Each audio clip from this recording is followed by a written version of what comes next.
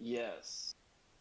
All right, so here you are at Arvinius's observatory. Arius is his grandson. You're visiting after you heard there were some strange shenanigans with a squished dragon, over a half a million gold pieces, um, the very fabric of reality being rent, um, some kind of weird family drama that you're not real sure of, and now you, Arius, Varg, and Trell are here on the are here up in the mountains at this observatory. There's a little town around it. Like I said, mostly humans, halflings, gnomes, and a couple of dwarves, few elves. Um, but Oslin, you've heard an interesting story because, as I said, you need money, right? Yes. So there's a place near here where there are vast treasures to be had, and adventurers come and go there all the time. It's a fairly common occurrence. The place is called Stonehell, um, and it was built long ago by a ruler who was called the Sterling Potentate, and the Sterling Potentate went a little off his nut and threw a bunch of prisoners into a cave and told them dig if you want to eat. And this happened, and over generations, the place got deeper and bigger. And then, when he was finally overthrown, a lot of the people that were in there didn't want to come out. So it's kind of a dangerous place, but there's there's a lot of gold in there. In fact, upon your arrival in town, um, you see a group of because Arius is obviously off um, talking with his um, talking with his grandfather. I picture Varg is accompanying Trell, and Trell has seen an interesting new species of butterfly.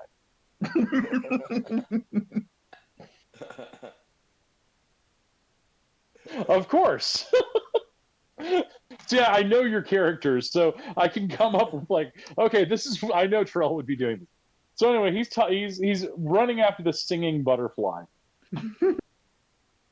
Yes, a singing butterfly. So you see a couple of like there's four of them. The one's a big dwarf, just beefy. I mean, thick arms. The other is a human woman. She's bedraggled. Everybody's got smudges all over them. But they're coming back to town with a cart load of treasure. It's a no, no, no. I'm talking to Oslin right now. We'll get to you in a moment.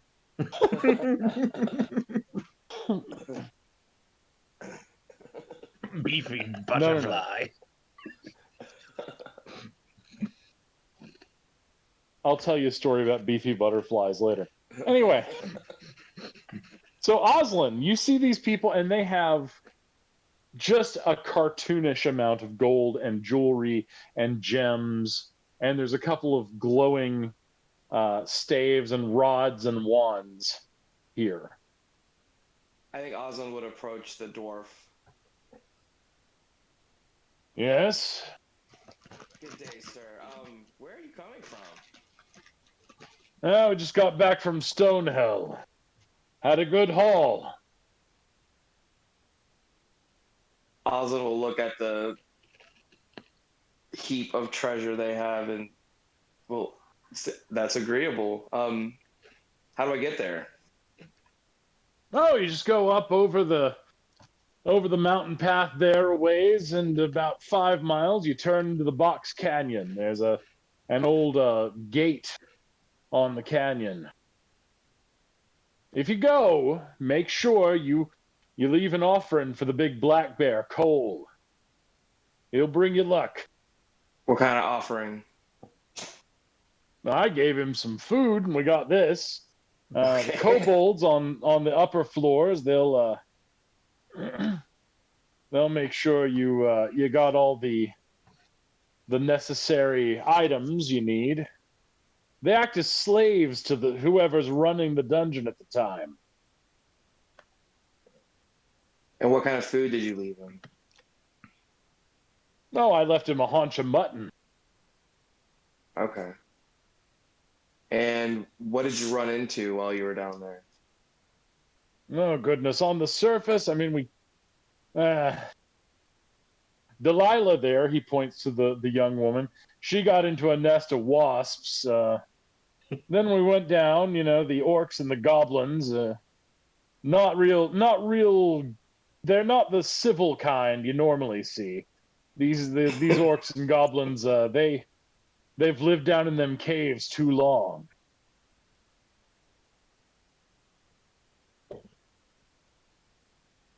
Okay. Well, thank you very much for your information. And Osmond will bow. Oh, and don't go down there without a lot of supplies. Noted. Thank you very much, sir. All right. So, Oslin, that's what you found. Hank is by your side, wagging his tail. Arius, you are in your grandfather's workshop as he's got shards of a crystal creature. He's like, Oh, Arius, my boy, how have you been? Very well, grandfather, thank you. I suppose He you've doesn't heard. take off his gemologist's eyepiece. He's like, yes? I suppose you've heard of the incident that happened. Yes, I know. It's a damn shame. Agreed. But I really loved that dog.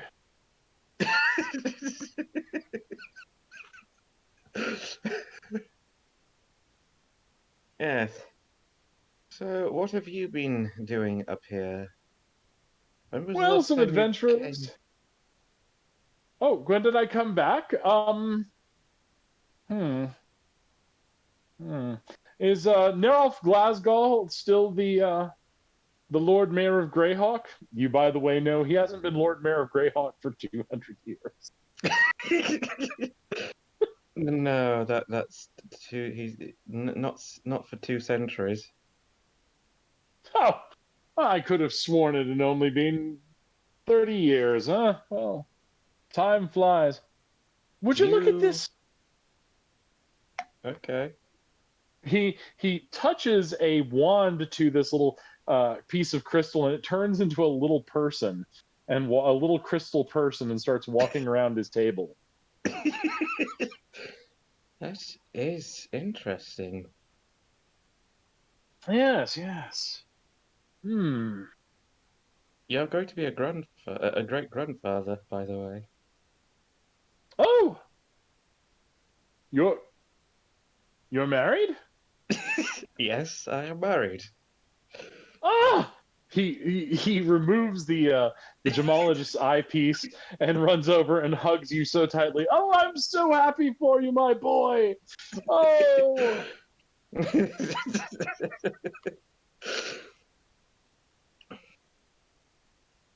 Then there's a loud crashing as little crystal person is kicking things off the table. Oh, He runs back over and slams a dome over it. Huh. So, who's the lucky lady? That would be Enid. Or is it Edith? I can't remember the name. Enid. Enid. Enid de Kayla. Enid de Kayla, a daughter of an aristocrat, funnily enough. Oh, Enid. Human. Yes, human. Oh, So she must be from Verbabonk, probably. She is from Verbabonk, yes. Oh, yes. Okay, suddenly the dome he's holding down moves about 3 feet on the table, dragging him with it. Grandfather, what is that crystal exactly? It came from a piece of a creature they found in over in Stonehell. It's from, they said, the laboratory of the Plated Mage. Oh, Yes. Animate crystal statues. Can you imagine? well, I don't have to imagine as it's dragging you across the table. Oh yes. Of course you're right. Arius, of course. Only one problem. What's that? I don't know how to make it inanimate again.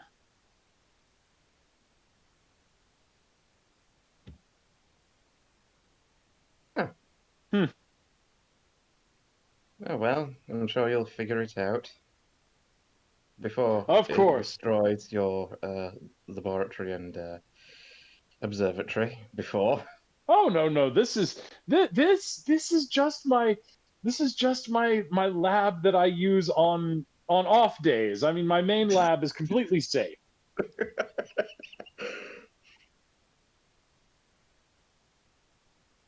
I don't think it deanimates though.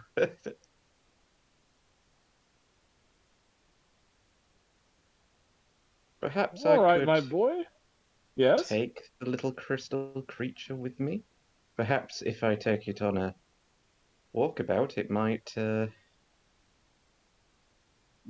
seem a little less dangerous. Fantastic idea. All right, so I'm going to raise this, and you try to put a harness on it.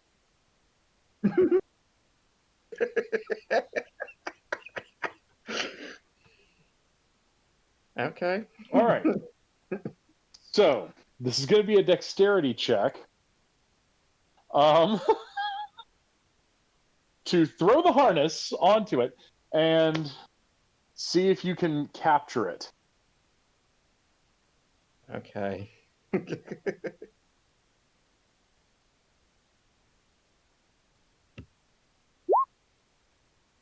Ah.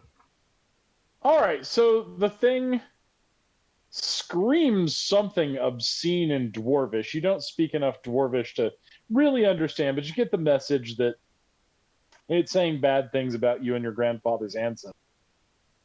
Um, and it leaps from the table, shattering into pieces. Well, that went well. Huh. Well, I mean, this was once part of a larger one. I wonder if the smaller pieces will animate the same way.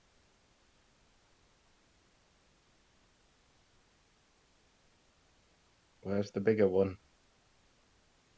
I'll build an enclosure for it. Yes. Yeah. We'll hundreds of little crystal people in the enclosure. Then I can observe as they create their own culture. Would be very intriguing. He just beams at you and says, "Yes, indeed. Oh, Arius, I have missed you." As have I with you, grandfather. Your studies certainly are wondrous in many ways. Why, thank you. If only my poor sweet Marilda could understand that I'm doing this for the betterment of elfkind. Yes, I agree. I built an elevator, you know. Oh, where does it lead? Oh, up to the observatory. Unfortunately, I'm still at a loss for power source. I mean, I tried anti-gravitational spells and ended up nearly getting killed when it squished against the roof. And then I tried using duck power, and that didn't work. The duck couldn't pedal fast enough to make it go. But I'll get it. I'm sure if you have enough of these little crystal people, you could always use them to power the elevator. Hmm. Yes. He pulls out his notebook and begins scribbling, and he's He is legit gone. He no longer notices anything. I'll Trell. speak to you soon, grandfather. Oh, yeah, yes. In another Yes, 10 years or so. mutton on pumpernickel. Yes.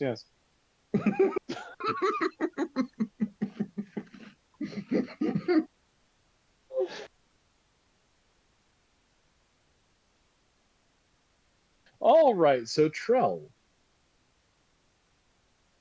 Varg, are you accompanying Trell as Trell runs off across the meadows near here? It's a highland area. Runs off across the meadows in search of this butterfly, and the butterfly is singing rather beautifully. It's like la la la, that kind of thing, and it's brightly colored. It's sort of pink and black. So Trell, the butterfly has lit. Yeah, landed.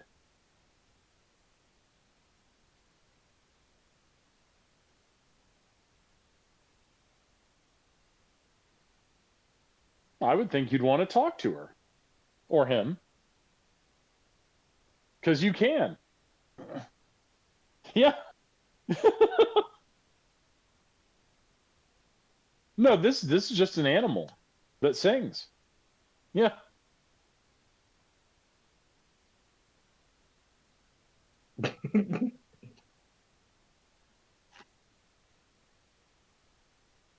Oh, thank you.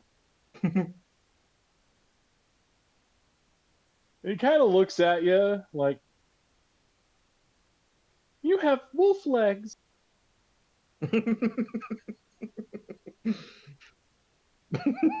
Agreed. Your friend has a wolf body, but not elf legs.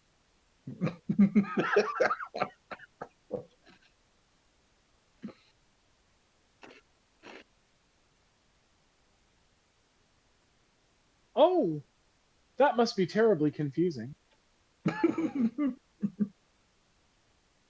It flies over and lights on your shoulder.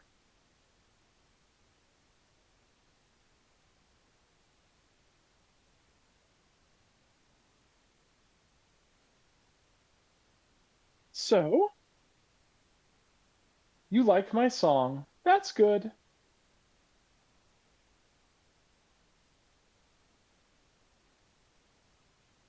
No, there are lots. Um, it's a long ways away, though. Follow me and I'll take you, but it's very far.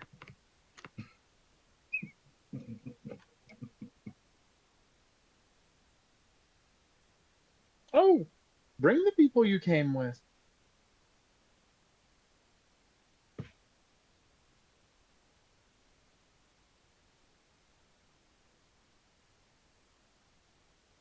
Yay! I will show you my family. My 3,000 brothers and sisters will love to see you.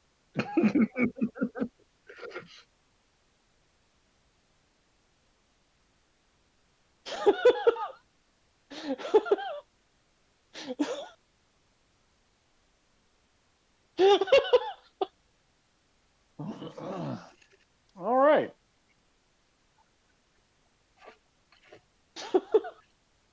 Yeah, but singing butterfly. All right. So,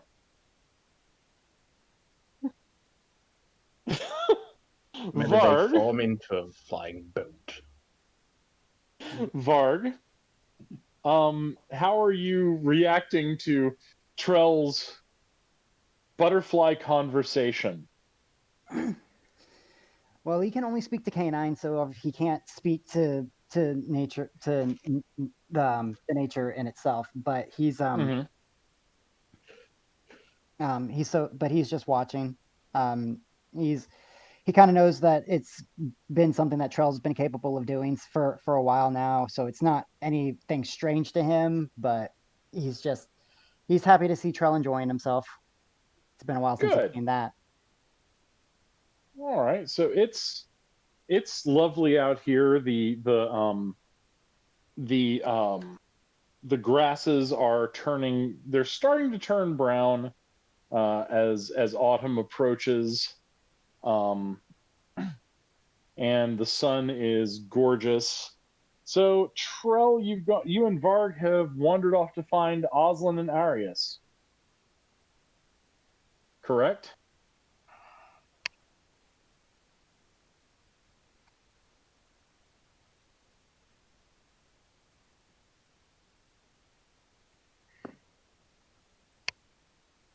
Okay. Yeah, you encounter a halfling, and she's got a bunch of books and such. She's like, huh? What? Huh?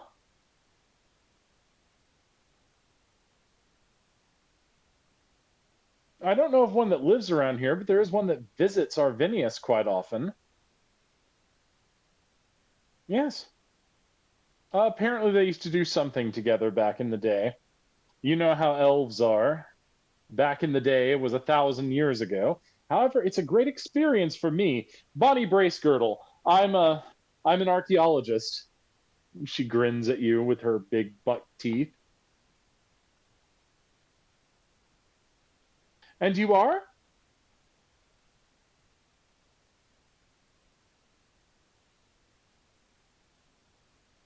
No. The singing butterflies. Yes, they're at the end of the field there.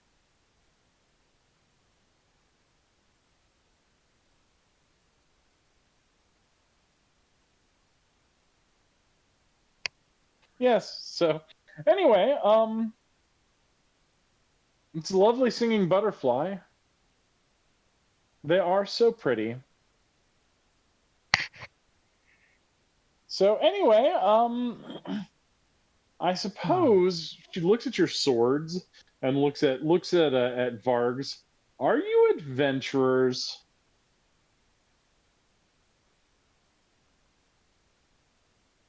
Oh, so I suppose you wouldn't be interested in finding some artifacts for me. Hmm. Oh,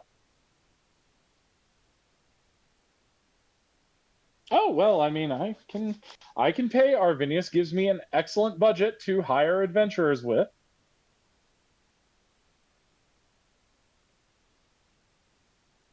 Oh, splendid. So we can. Well, why don't we come back to the inn? We'll talk about it.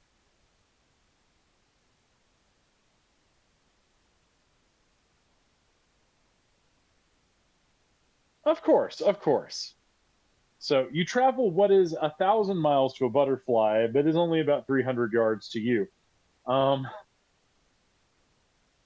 and you're introduced by a cacophony of voices as the little butterfly begins to tell all of her family about the elf shape changing wolf creature, and it's almost headache inducing. They're all trying to talk at once. And suddenly, Varg, you just see Trell is covered up in butterflies. He just laughs. So then they sing for a little while. They sing for you. And then they're like, it's almost dark, though. We need to get to sleep.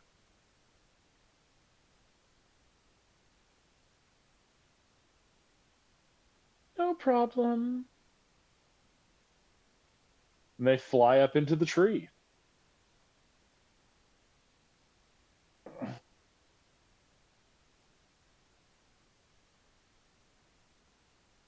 Okay.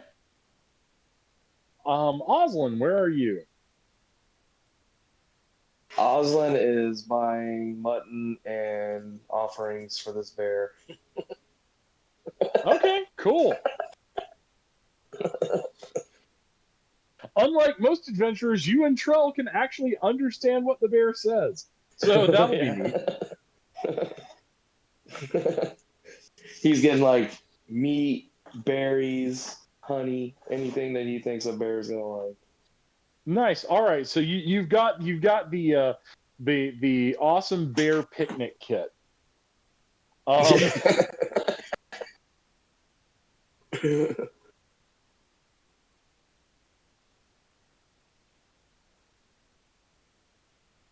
Okay, that's an interesting fact. I didn't know that. Well, the I'll go honey get some doesn't bee hurt. larvae. Yeah. He'll bring a whole honey hive. Yeah, I mean you. There's bees, yeah, bees following. All right. So Oslin, are you headed to the inn for the night? Yeah. Arius, do you want to stay at the inn or do you want to stay in your grandfather's workshop where there's always banging, clanking, ratcheting, I'm your guessing. grandfather cursing at odd hours of the night? I'm guessing there's no living quarters in the observatory. There are, but your grandfather has mostly filled it with books. I'll go stay at the inn. You will often find your grandfather when he's sleeping in a hot when he's laying back and doing the elf thing. When he lays back in his chair, he's usually got 2 or 3 books on his lap and he's just zoned out with his eyes open. Creep the hell out of your grandma. She thought he was dead 4 or 5 times.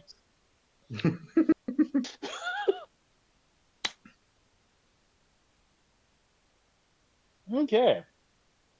So you you make your way to the inn, and one thing you will say, your grandfather is incredibly generous and kind to his workers and staff. The food you smell is top notch. It's wonderful, high quality. And you see, Oslin, as you come in bearing your bear package, and Arius, as you come in, you see Trell and Varg sitting with a small halfling woman who is talking to them. She's like, "Okay, Mr. Trell and Mr. Varg, correct? So I'm going to say that I will offer, would 200 gold pieces per artifact you bring back, would that be acceptable to you?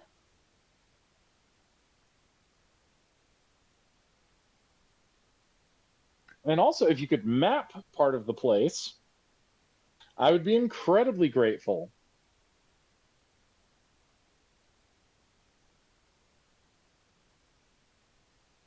Oh, fantastic. For a good map of any level you visit, I'm going to say I'll pay you 1,000 gold pieces. Yay! She is just giddy, and she pulls out like several pieces of pottery. You see this? You see this? This is from the time of the Sterling Potentate himself. This is over 3,000 years old.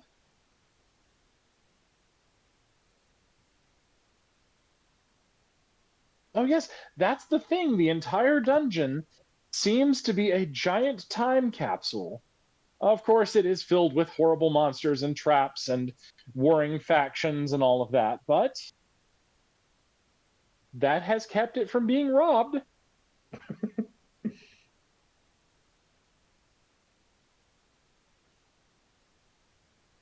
Oh, and there's a bear, a giant black bear, the biggest one that adventurers tell me they've ever seen.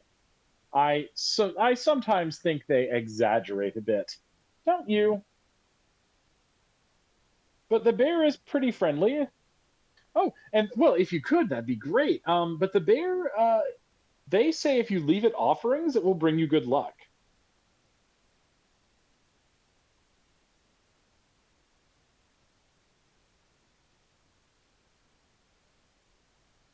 Oh, well, you'll get on famously with it.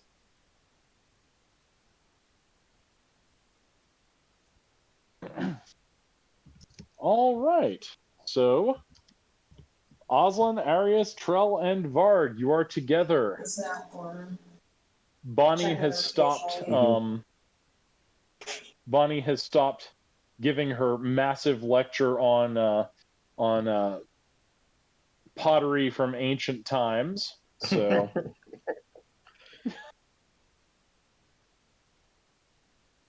good job.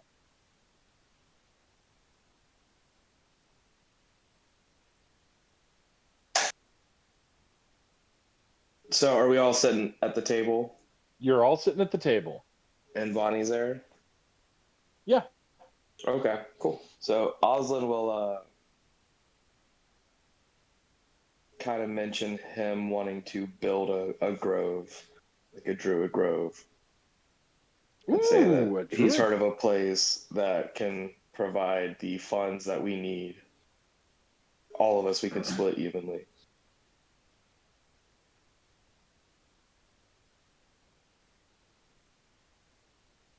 I've got the bear covered, and Oslin will like pull out the picnic basket for the bear.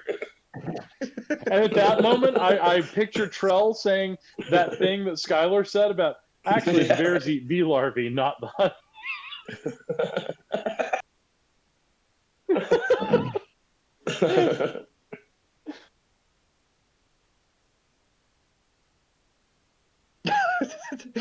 we can get some fish too. You can have a smorgasbord.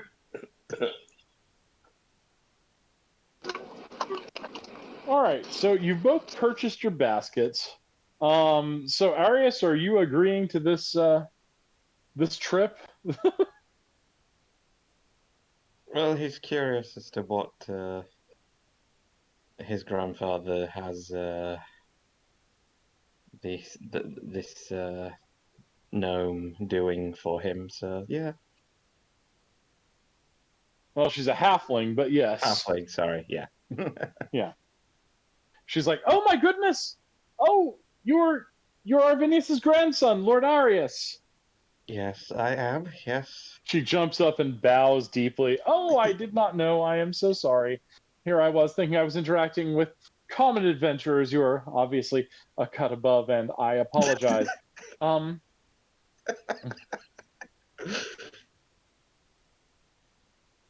I'm just waiting for so Mark to say something about show pony.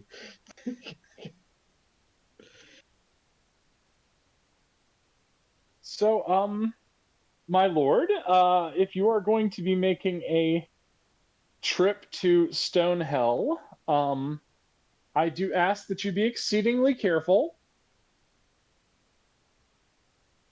I shall be. Yes.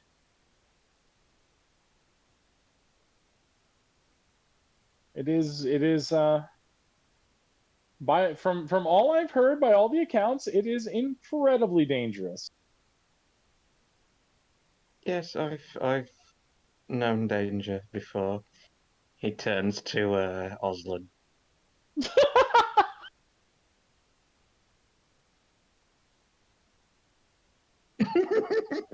He's not going to let Oslin forget this. Are you still going on about the whole thing? I'm sorry. Bonnie looks I scandalized didn't that you've abandon spoken you. back. Wait, is Gromek coming with Arius? I'm assuming so. Gromek is here. He has been securing lodgings and ensuring that all of your livery and such are put away. Okay.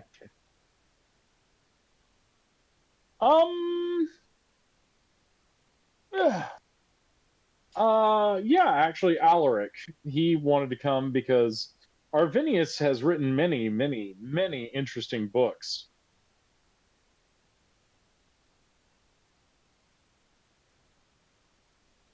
And I'm gonna say also Kiara, she came. Ripfang unfortunately was called to perform for Queen Yolande in Enstad, so One can only wonder what he's singing about. oh, only you knew. Anyway, um,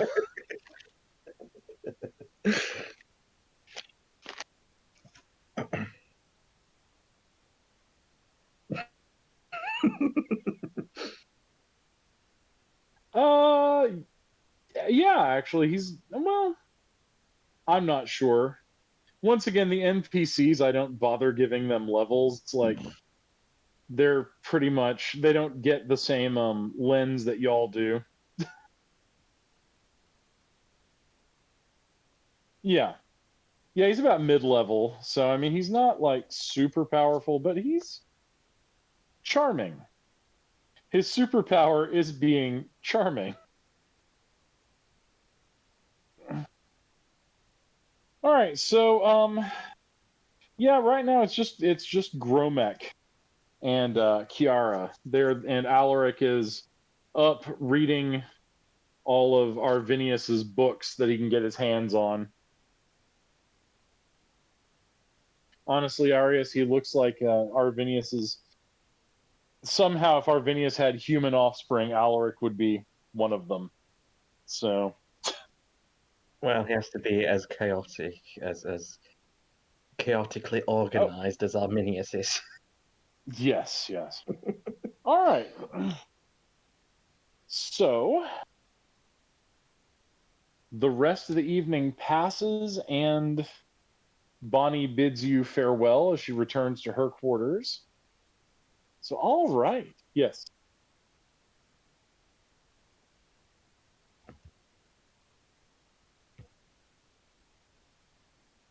Mm-hmm.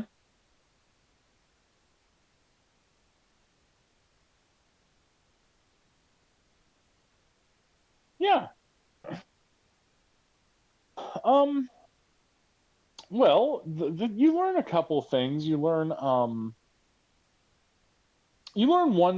one thing about her is when she was a little girl, um, many many years ago, uh, the hordes from the Temple of Elemental Evil destroyed um her family's forest homes, and she really is not bit. She hates the destruction of nature, um, and especially greedy people.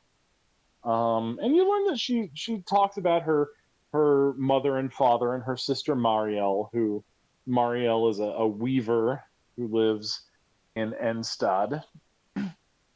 And yeah, she tells you a bit about that. She's like, yes, and I apprenticed to an alchemist once, and I, like all elf children, I learned to use a long sword and the longbow.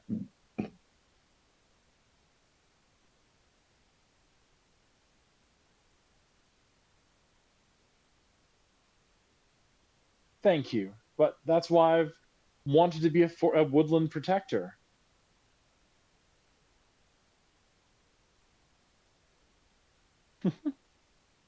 And she's very happy to get time with you and spend some time with you. By the way, Trell.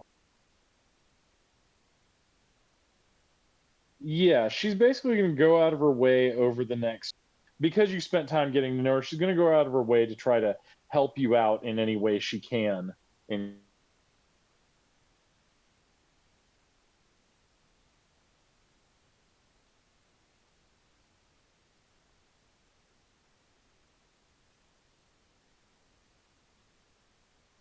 No, it's a permanent green circle. Yeah, that's what I have.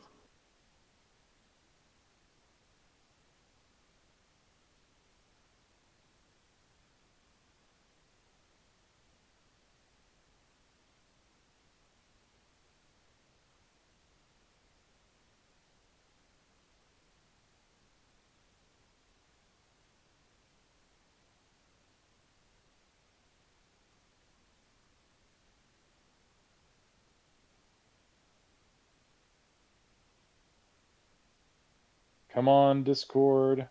Yeah, that Yeah, works. we hear you. Okay, good.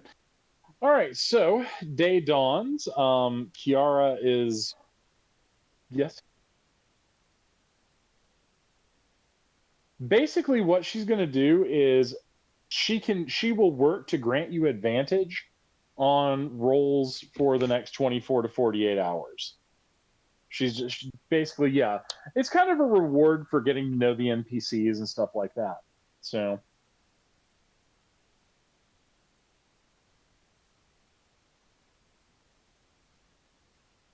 excellent. All right, so Arius, Gromek awakens you with your breakfast. My lord, you are going to a large dungeon complex, I hear. Yes, that is correct. Shall I take the liberty to hire some helpers and a cart for whatever you bring out? That would be a good idea, yes. And also, you should establish a base camp outside the canyon. Superb idea, yes. Yes. We shall do that. I grew up in a dungeon complex. Say again? Yes. Mm-hmm.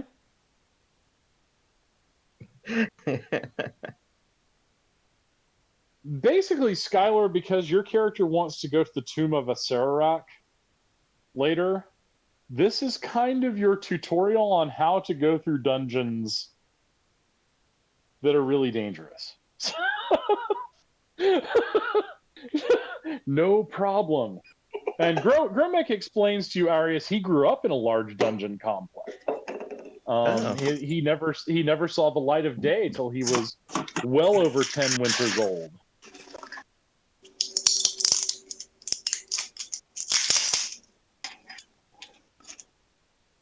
Well, no, I mean, orcs often live underground between the Underdark and the Surface. I'm assuming he's still coming with us, Gromek. I mean, Oh, hell yeah. good, good. He's been molded by the darkness. But actually, if you say that to an orc, they're like, yeah, so?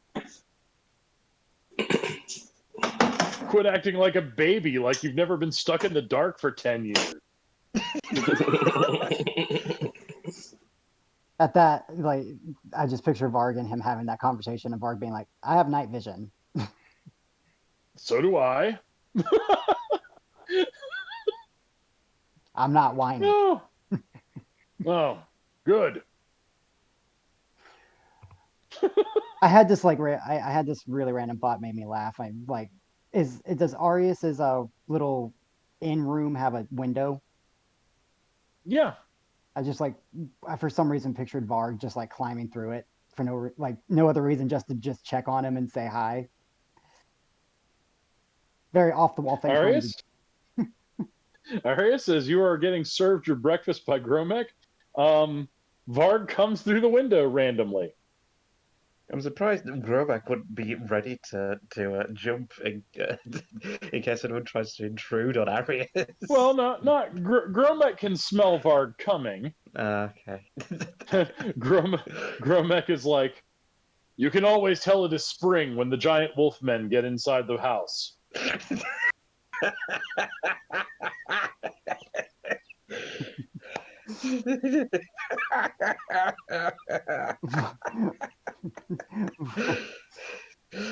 And that and the smell of the rut. I'm certain this has something to do with your reproductive habits that I do not want to know.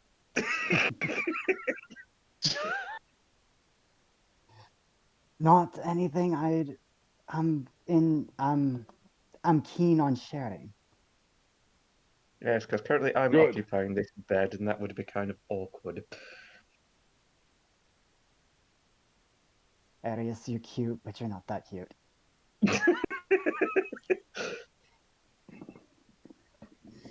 Just coming in. I will go attend to the preparations. Yes, yes. Thank you, Gromek. And you've seen an uncomfortable looking orc scuttle away. Doesn't bat an eyelid when he's bathing himself in blood, but the moment sex is mentioned, oop, got to go. Good morning, Arius. You know, Just there's a coming to door. check. Oh, but where's the fun in that? Where's the practicality of climbing a window just to see me? Well, I've been checking on everyone, just being sure we're all ready to go. A couple of small gnomish children climb up to the window. I told you I could do it. Varg just like looks at them and just looks back at Arius, just like, They wave at you. Just picture like the little kids from Legend of Korra waving insanely and manically at you, Varg. Varg just smiles and looks back to Arius, and it's just like, I may have made a few friends too. Yeah, the Airbender kids. Yeah, and they're just like, yeah, they're manically happy because they just saw a giant wolfman climb the ends and they did it. Are there shutters? Yes. Yes. Varg just yells from behind them. We'll wait for you downstairs. You clearly want to be left alone. All right. So Varg, the gnome kids actually do this amazing acrobatic series of leaps down. He just claps his paws. I'm very impressed. So they begin bombarding you with questions about how far can you shoot? Have you ever shot someone through the eye? And have you ever shot a dragon? Uh, I would probably have to say yes to all of those accords. The the drag the dragon was accidental, though, and and I would recommend not telling my wolf-legged friend Trell that because he might think very badly of me. I just clipped its wing with the arrow. I mean, it's not as Mm. bad as having gold squish a dragon, but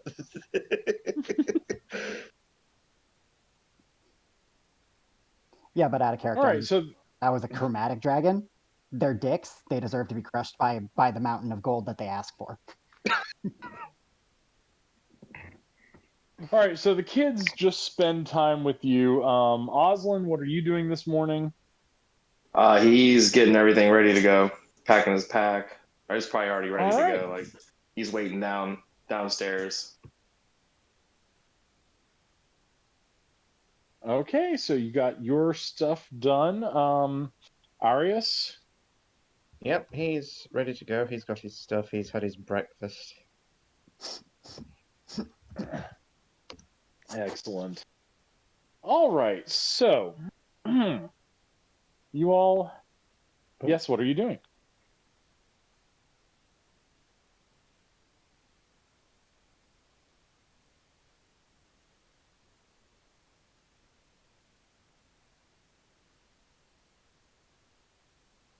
Okay, yeah, you gather all that. Um, so you have a basket o' grubs and fish, um, and berries. Well, there weren't too many berries because Oslin took most of them. Uh, mm, okay, all right. So, yeah, sure.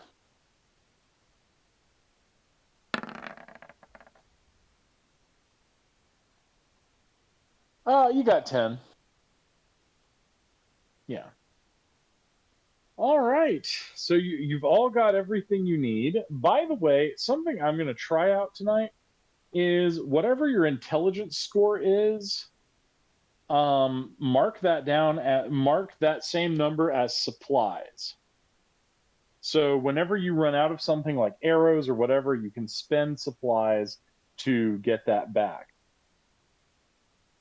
This enables you to have a number of things you can carry with you, like food, water, etc., and not have to write every stupid detail down.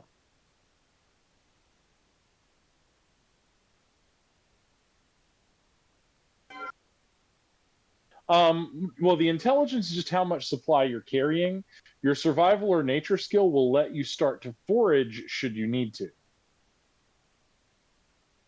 So you can recover supply. Yay, finally, something Varg's good at. I am smrat. Okay. So my intelligence is at a 13. Is that the number I'm going to be putting down? That's 13 supply, yes. Okay. Yeah. No, it's not the modifier. No. I was trying because like, D&D does this thing where you roll up stats or you create stats, right? And then you never really use them. So I was just trying to come up with a way that would get rid of all the bookkeeping of I got 2 pounds of dried fish. And actually, make use of these things. All right. Yes. I just was trying to find out where I'm going to write this, and I just saw this thing: class resource and other resource. What are those? I don't know. Okay. Obviously, something I have never used. Okay. So I just remember that 13. Yeah. Yeah.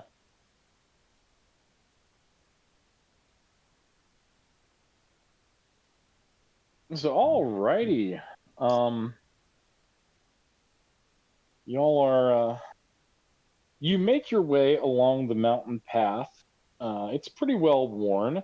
And you come to a large, forbidding structure. It's crumbling. It's a stone gate. So, Is the established camp outside of the gate? yes, because all the intelligence that you found, especially Oslin, says that inside there you are liable to be caught between warring tribes of orcs, goblins, and brigands.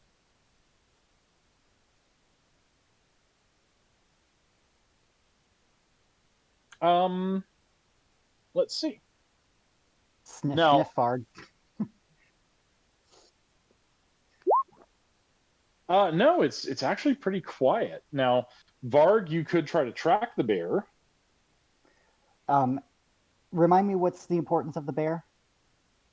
Honestly, the adventurers just said to leave the offering somewhere near the gate, and the bear would come get it, and it was for good luck. Are we a bear hunting party for the sake of just finding a bear to hug, or we? I'm not. Of course, Troll would.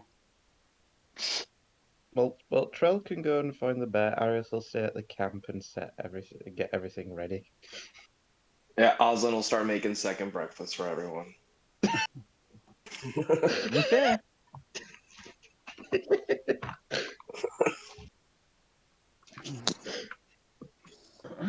All right. So, and bear in mind, haha, no pun intended. Hold in mind that Oslin, you will need a torch. Yeah. I was just gonna tie like a string around Varg's tail and around my waist and let him lead me. I mean, if he didn't already like make you piggyback on him,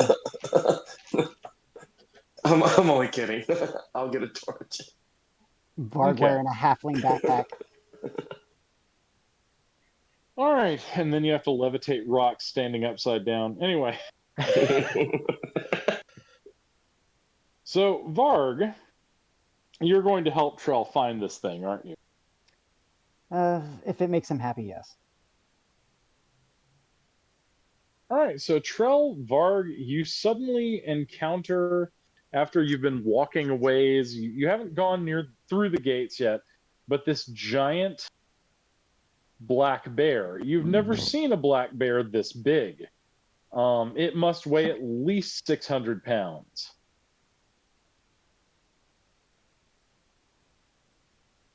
It lumbers out at you.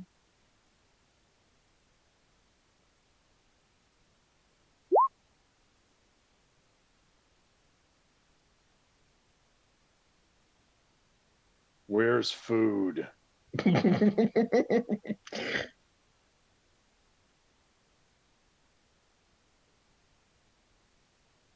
It begins eating the basket and everything in it.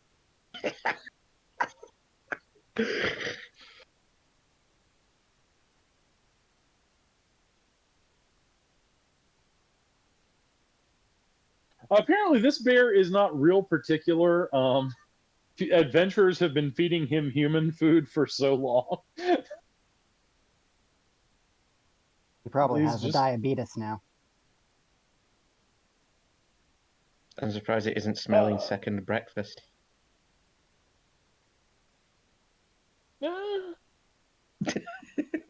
give it time. Anyway, yeah, he's just he chows down, lets out a loud belch. What do you want?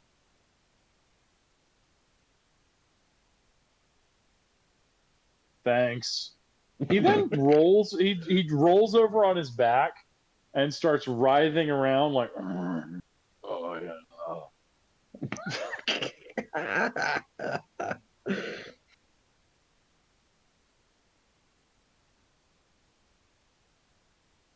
No, this is just a fairly typical bear thing.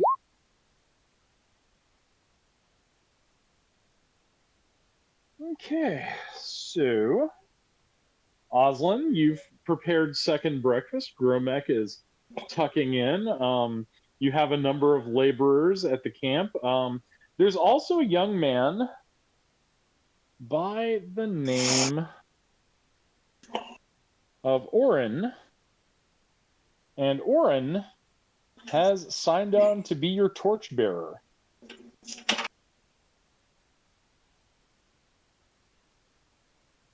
Has So Trell and for the Varg low, returned? yeah, probably not yet. So for the low Okay. cost of probably, I'd say 5 copper a day, young Orin will carry torches and make sure that everything remains illuminated. Sounds good.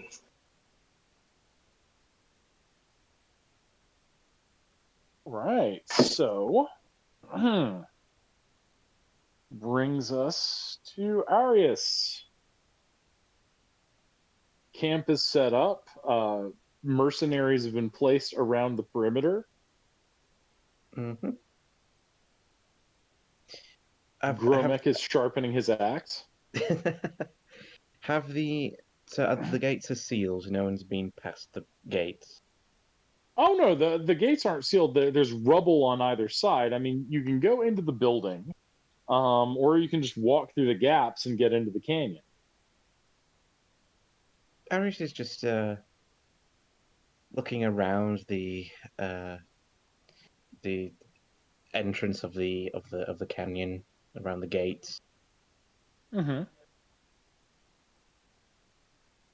because did his granddad say he got these crystals from this cave, or was it a different thing altogether? No, he said it came from this complex.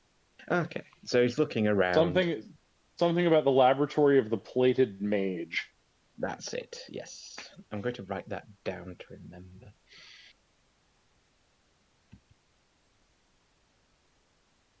Did his grandfather have any symbols about it at all? No, he just as your grandfather. I mean, if you get him to focus long enough, you might be able to get more information. But your granddad is self-involved. Yeah.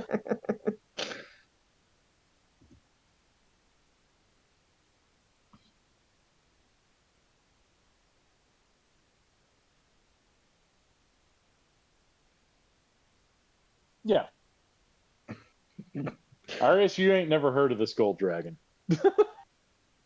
Okay, and I don't think I'd be able to get 2 words out of his granddad to talk about it.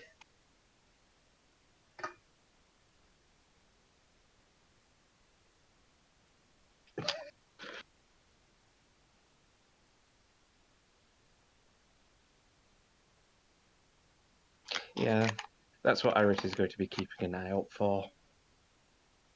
Little crystals. Yes. All right. So,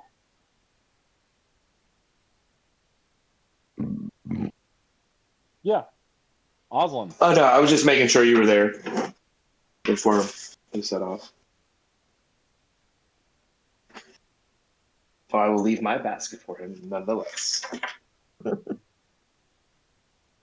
All right, Well, Oslin, as you set the basket down, you see the bear lumbering out the outer wall, sniffing.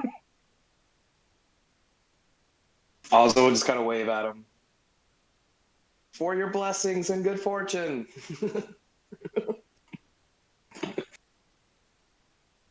And it says, thanks.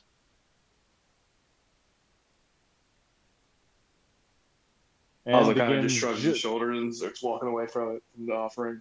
it just starts eating this basket. It's eating the basket here too. It's like this thing is just a machine that eats.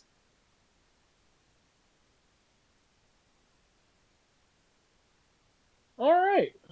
So, ready when y'all are. Are you going to go into the gatehouse or are you going to go into the canyon?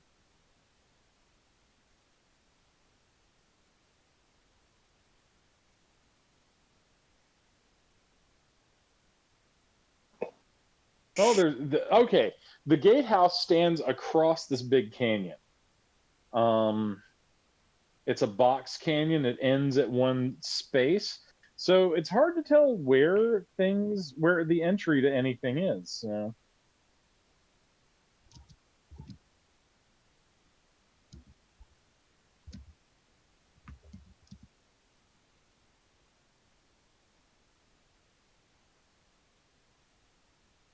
Okay. Yes, yes. Excellent. So you get all that. Let's see. All right. Yeah, it's quiet here.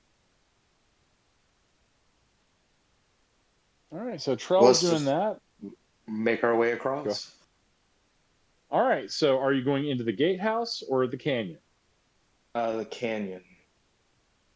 Okay. So you picked your way through the rubble, the crumbled wall there, and you see the ruins of what were several buildings in the distance.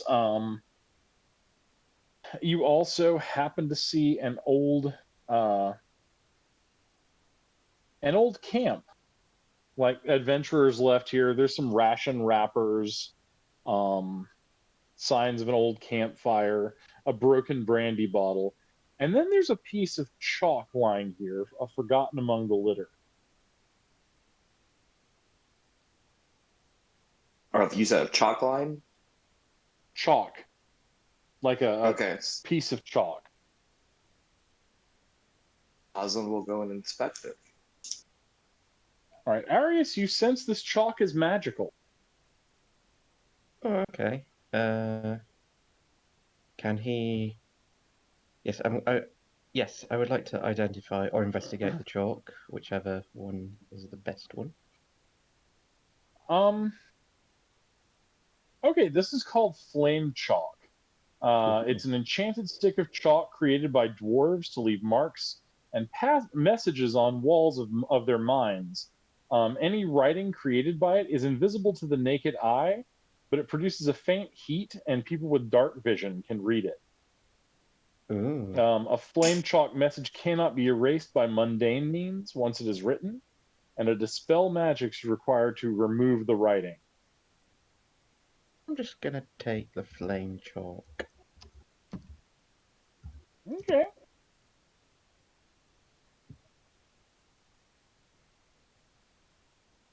Yeah, I can't read. I don't see any any messages.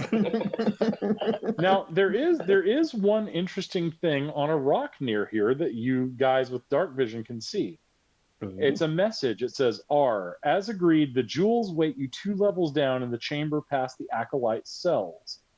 How you deal with the wasps is your own concern. M. Well, that's ominous. Is there a way to tell how long ago this message was written? Unfortunately, with Flame Chalk, this could be 1,000 years old, or it could have been last week. Okay.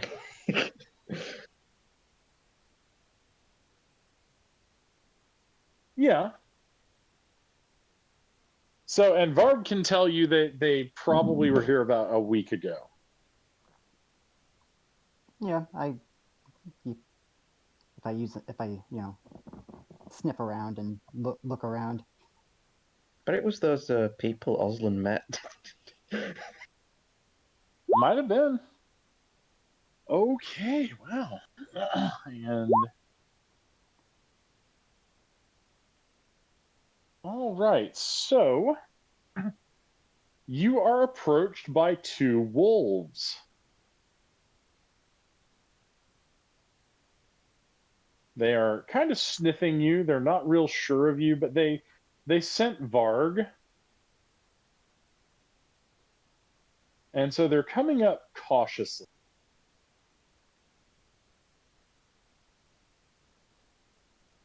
They roam the canyon. And then Varg just says hi to him. Hi. They are just incredibly happy to see you. They're wagging their tails quite vigorously. He kneels slightly. It's just like, uh, would you happen to know much about this canyon? Yes, yes, we hunt here a lot. Um, well, we stay out of the caves because they're very dangerous. Um,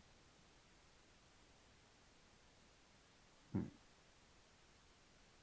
there's bad stuff down below the ground, but there's deer here, and you can eat a lot of them. I shall keep that in mind. Um,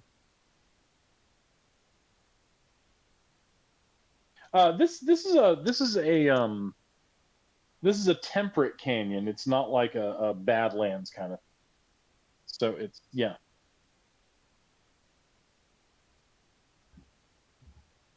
Yeah, there's lots of deer and the water is good. Varg just nods and asks if they've seen anything unusual in the past week or so. Then again, wolves probably don't know anything about weeks, so the There were 2 legs here, and they were wandering around. And there's a big cat that lives up in one of the caves. he looks up at everyone else and relays that information. Yeah, big cat. Varg relays that. Yeah, big cat.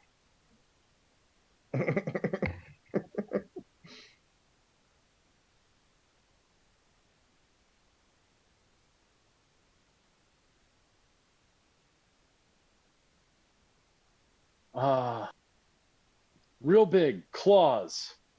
Um, brown.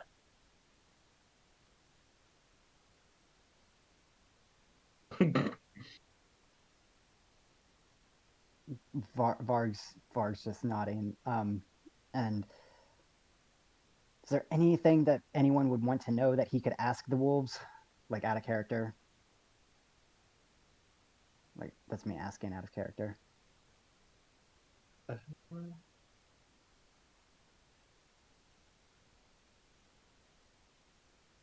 guys. Wasp. Wasps, yes, that's. Yes, Varg is actually going to also ask about the wasp. Uh, well, there's the.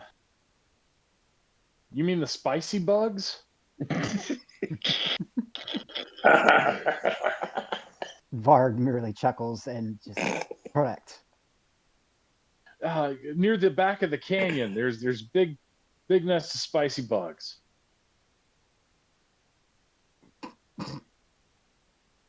Are they flying spicy bugs? Yeah. Varg looks up at Oslin with the same exact kind of like excitement. Yeah,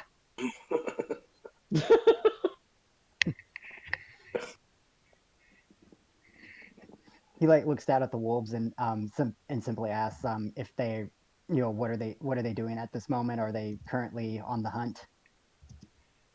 uh, well, we got water, and we were gonna go back to the pack, and and I saw a stick. I like that. Sticks are rather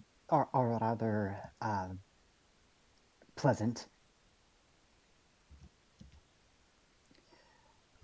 Okay. Well, I will let. Do they like flying spicy bugs? I Nah, mean, they're too spicy for us. Okay. he looks up. Varg looks over at Oslin. No, the spicy bugs are too spicy for them. Arius would like to know if they've seen any shiny rocks, shiny colored rocks. Varg, have any of you noticed any shiny rocks? There's cave nods toward the south part. There's cave with some dead stuff in it and shiny rocks in there.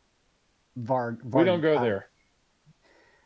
Varg points over at that in that general direction to looking at Arius and says, "They said that way. They don't go there."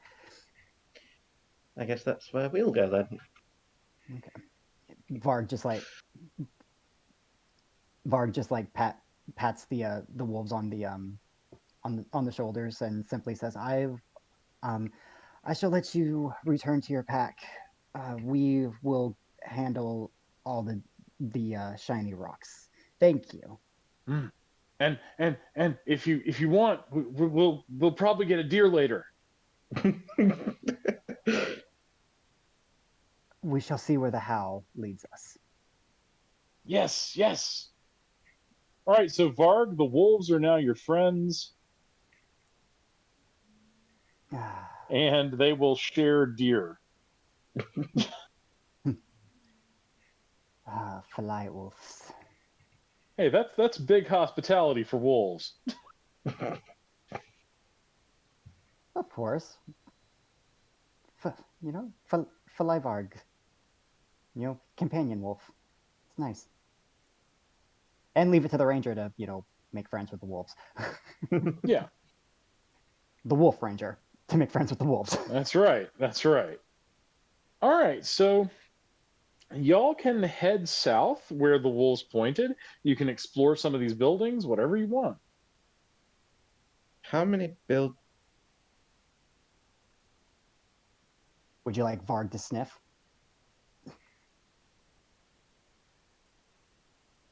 To see, if there's been any recent activity and if anyone's died here recently. All right, you smell death very strong coming from the south. Um, the buildings nearest you, just remains of stone walls, ruined timbers, thick growths of weeds. There's not really much to them, not much of a scent. There's mostly intact one further into the canyon on the north side. Okay. So, gonna relay that information. Death from the south, probably from the cave with the shiny rocks in it. Um, the the housing does not smell very much, and then the what was the last thing? The last thing is a mostly intact structure, and you catch the faint smell, like a very ancient smell of frankincense coming from it. Oh, good Lord Jesus Christ. Anyway, that was completely out of character, by the way. Okay. The so he's going to relay that information. I would also I would like to I would eh, sorry. I would like to take time to sense my three sense for my three favorite enemies and my one greater favored enemy. Or the study. All right. So, what are your enemies, real quick? So my regular three first for the studied anthologies are Mm-hmm. orcs, gnolls, and kobolds, and the greater favored enemy I have listed is chromatic dragon. You don't smell anything. You smell a faint scent of kobold coming from the gatehouse, which is back to the east of you, and further west, you smell it from there, but it's very faint. Like they're not above ground right now.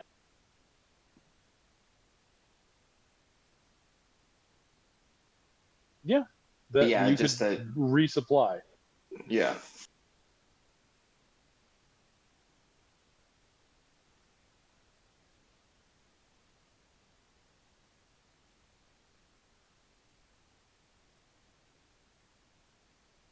Can I since it's a faint scent within the 5 mile radius, can I, even Mm-hmm. though it's faint, can I kind of gauge numbers and how many there would be? A Or lot. okay. There are literally hundreds of them. All right, and Varg will be sure to let people know about that because that's information we need. Yeah. So hundreds of kobolds.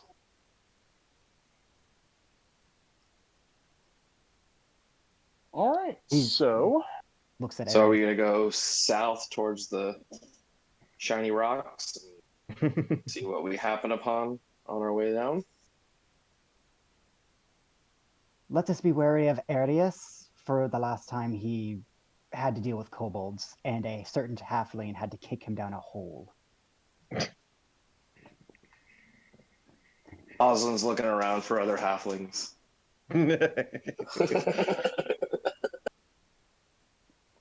Not you, Oslin, the one that's 5,000 meters that way.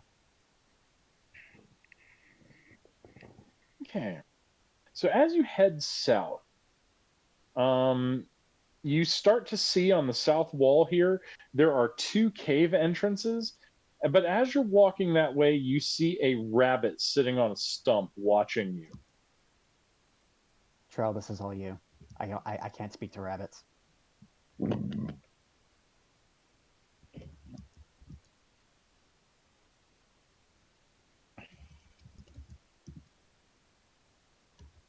If Oi, I'm rabbit, really what you going still on? the wolf man won't see me, right? I'm afraid I do. Ah! He takes off.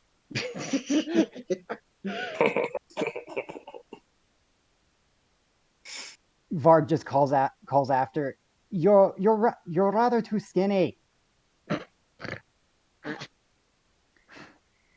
The rabbit calls back. That's what they all say.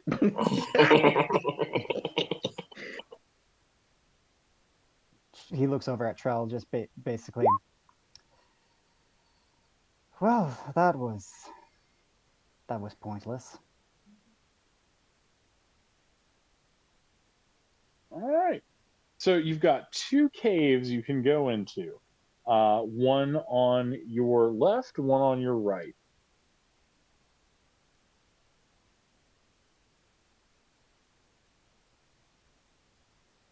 Um, One of them stinks of bear urine.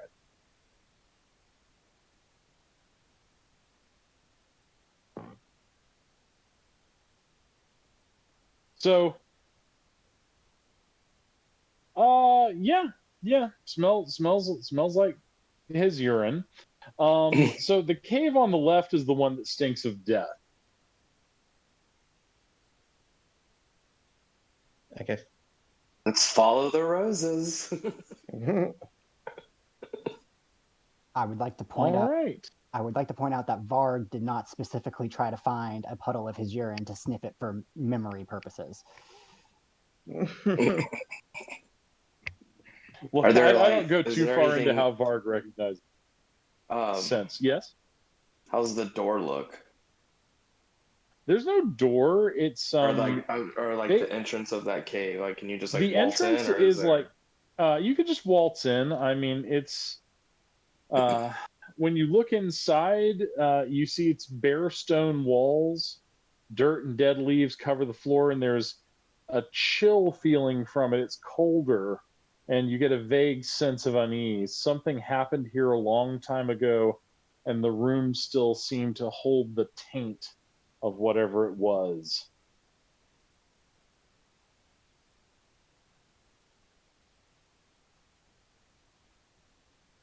Who wants to go first?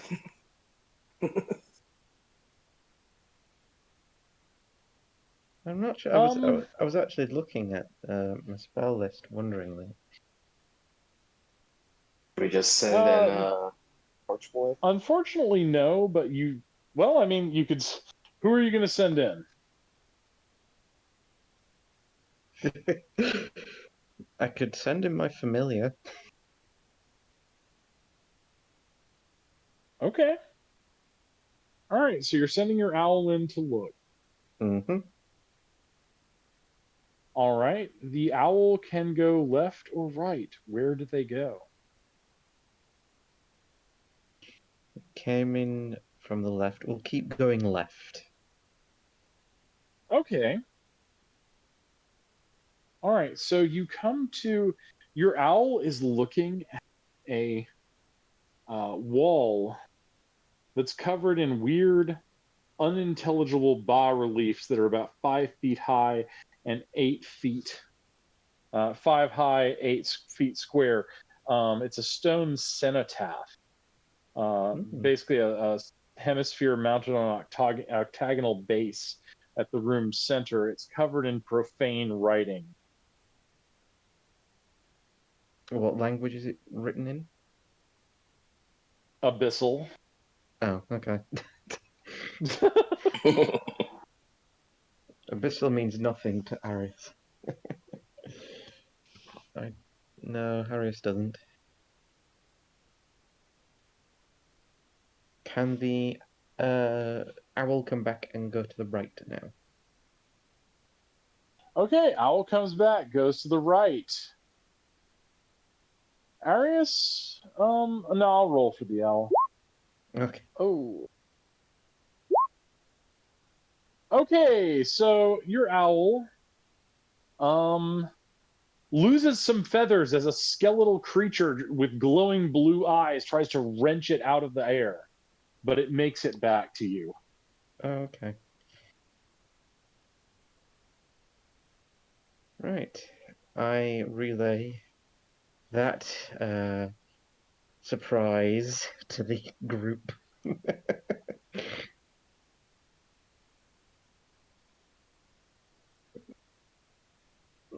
Perhaps. Hmm. Wait. Doesn't Varg read Abysmal or something like that? There's the bear cave over here. You'd have to look at go north and look at the other side of the canyon to see if there are more caves.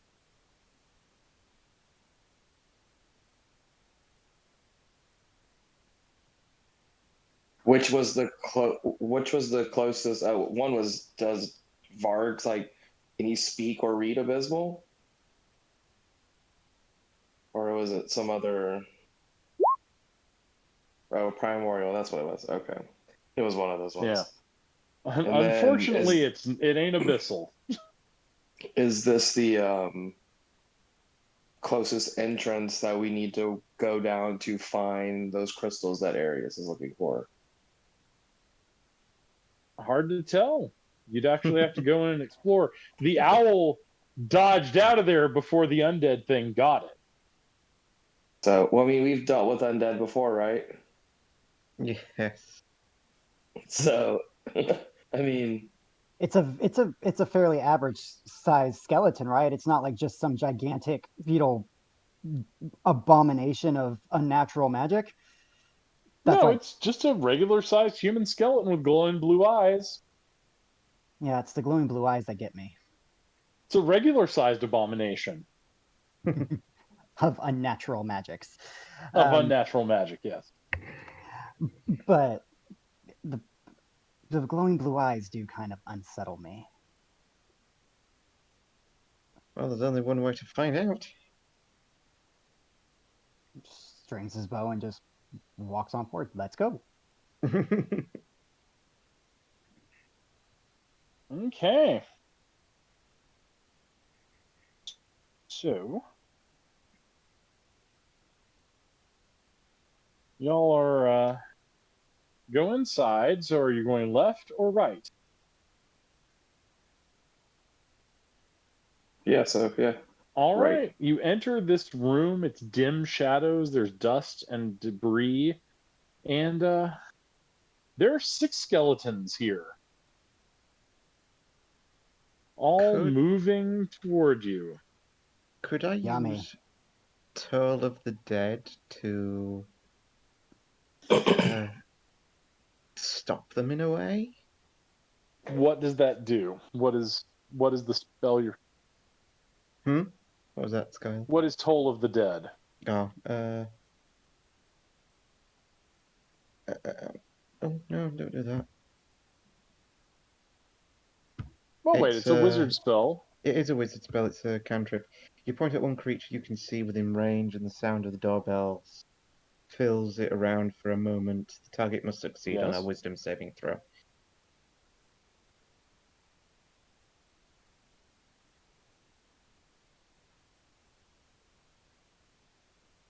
Yeah, necromancy.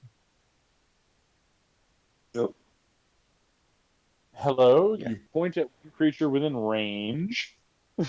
Yep. And what does it do? You broke up.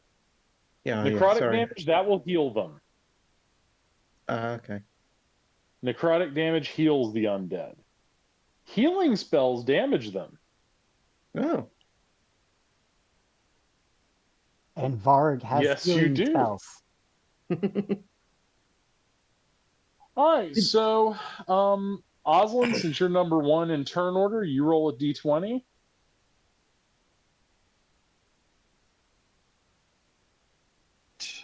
Hopefully beat a 20. Yeah. Hopefully be a 20. No. No. God damn it, Okay. Oslin. The skeletons go first. All right. So one of them charges at you.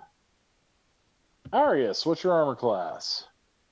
My armor class is 13. All right, you manage to parry the skeleton as it tries to get you with its weird. They've got these weird black blades with glowing blue runes on them. Ooh. All right. One comes after you, Arius, and drops his weapon. So His arm one fell comes off. for you, Trell. And Trell, what is your what's your AC? You use your swords to parry it. One of them comes for you, Varg. What's your armor class? 16, I get hit. You get hit, and you take 6 points of damage as it slices into you. You feel the chill of the grave. It actually turns the fur around the wound white. Ooh. Ah, and Scotty. One of them tries to go for you, Oslin, and misses. And the last one tries to rip Oslin's head off and misses. Oslin, it is now your turn. By the Oslin way, is piercing going. weapons will do 1 damage to these things. I'm gonna how. So I've got two of them around me. Yeah. Okay, so I'm gonna do the call lightning Okay. at the one that's like that, just like trying to rip my head off. That's standing right in front of me. All right. So you've done that. Let me roll. Okay. So yeah. Well, I'm just looking to see how big the area was. All right. So you vaporized both of the skeletons on you. They're gone, Oslin. Arius. I am going to. I'm going to use Fire Shield. Okay. Roll for it. Roll your intelligence. Mm-mm-mm-mm.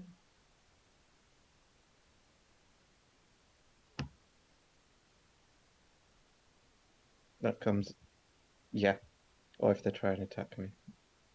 All right. Well, the good news is you have a fire shield. Yay! It didn't do it. This one, did you choose fire or cold? Fire damage. Fire shield. Fire damage. Yeah. Okay. So yeah. So that's what you've done. Trell.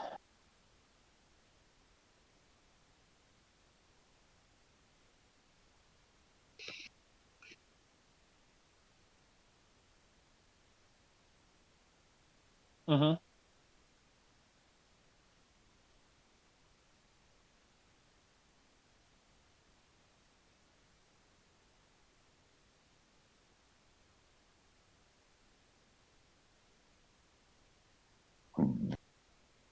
Okay.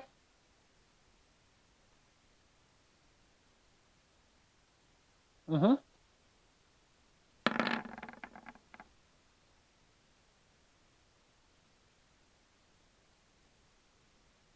Oops. So all right. So here's what happens. Unfortunately, you can't call the animals. Now roll for your healing spell. Basically, it was just, huh?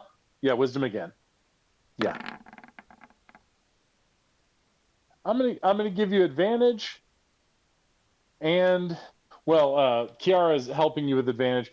So what you do is you reach out, you grab two of the skeletons, and you send the healing positive energy into them, and they burn to ash.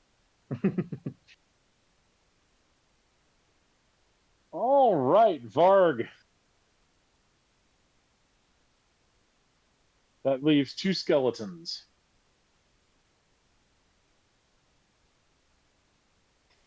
Yeah, sorry, I'm looking at a couple of the healing spells I You're have. fine. Well, I can't use that. I can only use that on an ally. No, you can use it against them. I'm ruling that you can use that against an undead creature.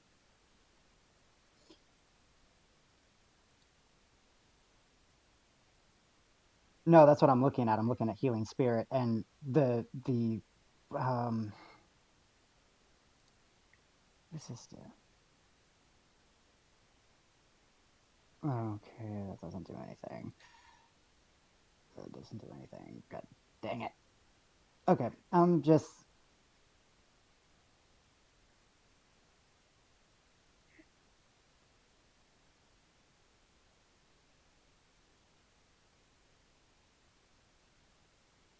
Yeah, I'm guessing I'm gonna go for healing spirit on him. Okay.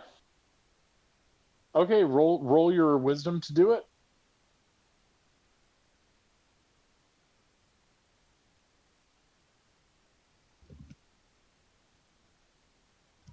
Holy, okay.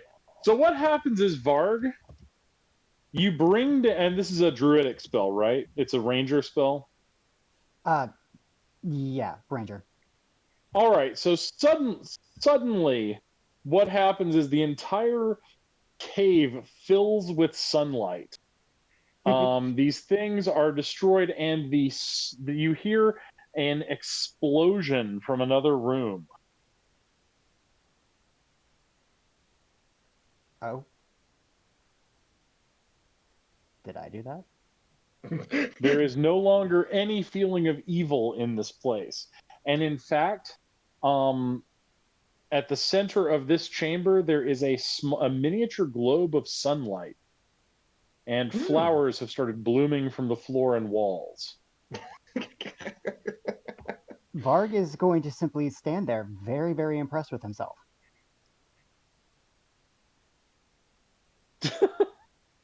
Yeah, like Oslin goes over and like scratches his head. He's impressed. It's big time. Aris does a not bad facial expression. Why do I why, why do I picture like one of the druid characters just being like, it takes druids years to do that.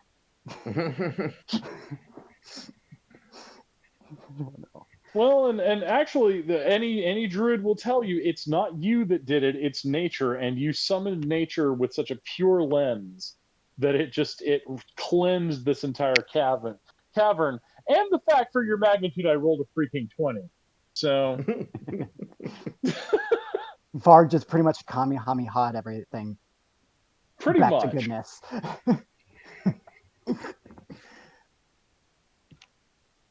By the way, this is now a safe place to rest.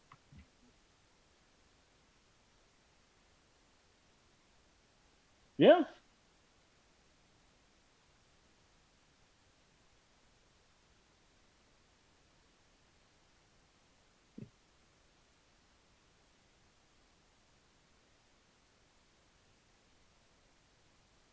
All right. So not bad, not bad. You've created a safe zone here where none existed before. And honestly, the way the description was written, it was like these skeletons will always return no matter what. Well, not anymore. Then Varg happened, apparently.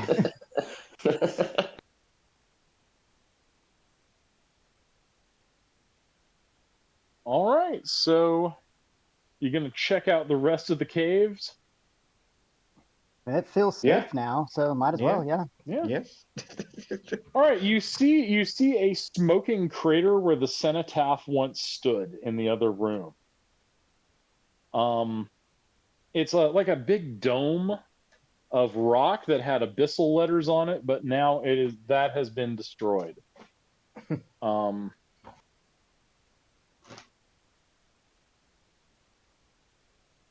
good grief! All right, so good job. All right, that cave is cleared. Um,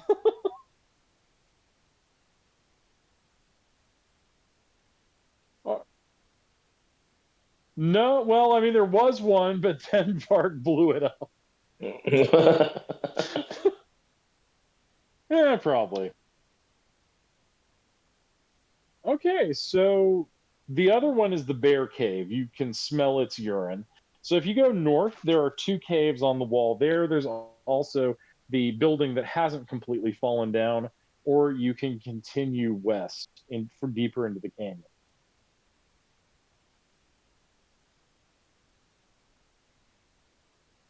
Yeah. Okay. All right, you come to the tumbled walls and the crumbling roof uh, of what was once a temple to Saint Cuthbert. Um, it shows him, the god, kneeling on one knee with his head bowed, um, and it basically lets you. This is another safe area. You can come here to remove curses. Yeah.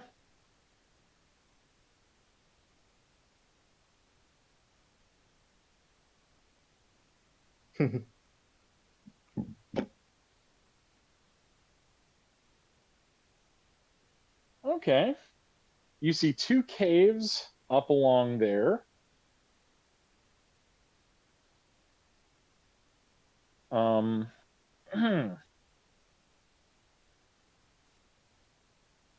the smell of rot and mildew comes from it.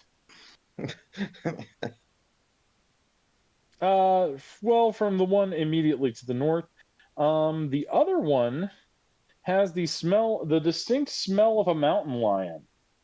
Oh. Varg, Varg. that's the big cat. Yeah. Big cat. Var, the fur on Varg's back kind of like puffs out a little bit. He just looks big cat.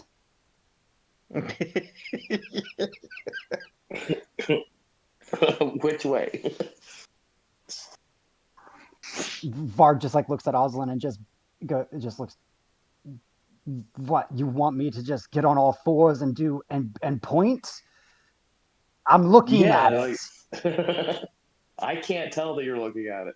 Okay, so Varg decides to sarcastically like appease Oslin's Scooby Doo little, paw it for me. pretty much gets on all fours and like lifts one front paw and like just makes his body rigid in one direction. So not that one. Let's go to the other one.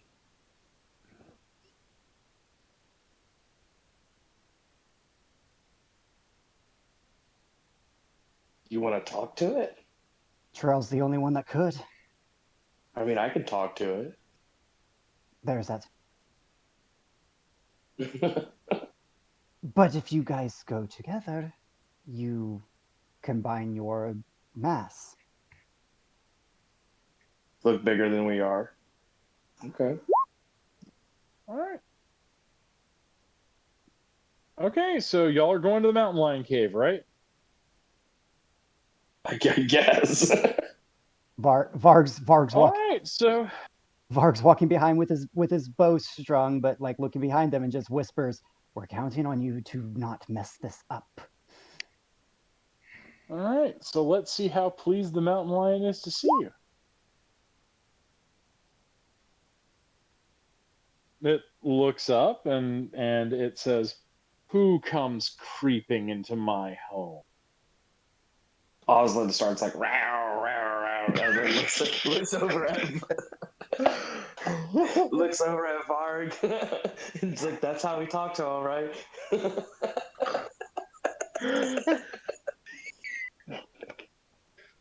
All right, so at that moment, Trell, since you natively understand animals, the mountain lion. She says, "Brays like an ass."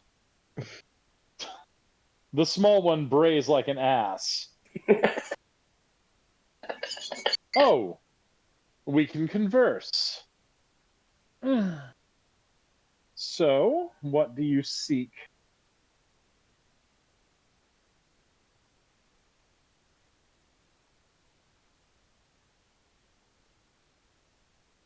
Hmm.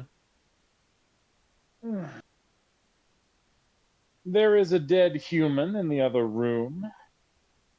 You may pick over its corpse if you like, but leave me enough meat for later. She's licking her blood-stained chops.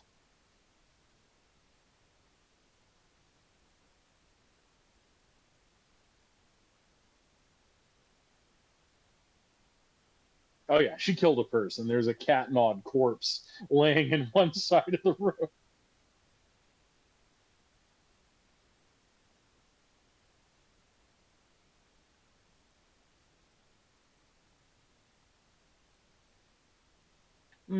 The brigands taste better than the goblins.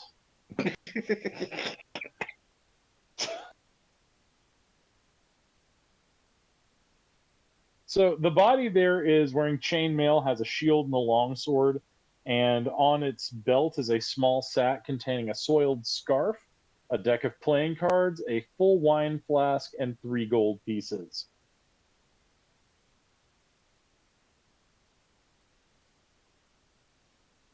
And the wine flask. Wait, how much wine is in the wine flask? It's full. Of It is a course, full wine flask. Arius. Yeah. Arius, like his grandmother, drinks to deal with his crazy family.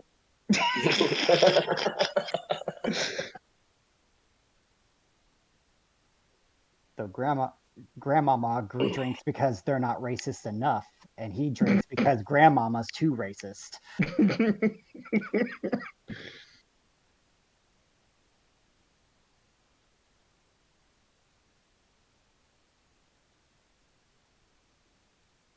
Okay.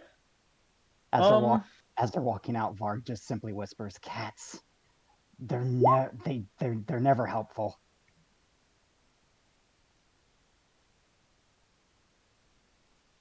Yes, but we didn't need information. He's just a fat bear that people feed for superstitious reasons. Okay. Man, really don't like that bear. All right. All right. So you enter the other cave. It's basically just a room filled with a series of rooms filled with rotted, mildewed crates, barrels, bolts of cloth, piles of leather. The floor is slimy. Hmm.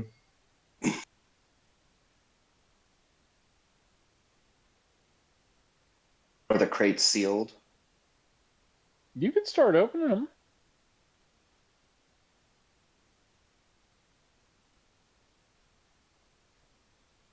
Pop a crate. All right. Nothing in this one. Mostly just rotten food. And Varg sniff them over.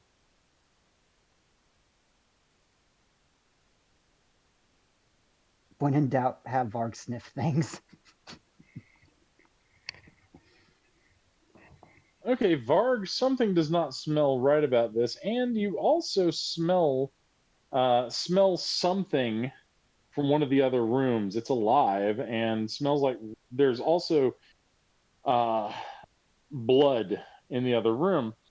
Oren, the young lad who's carrying the torch for Oslam, is like, "Sir, there seems to be a red glow from yonder room." And he points toward another chamber.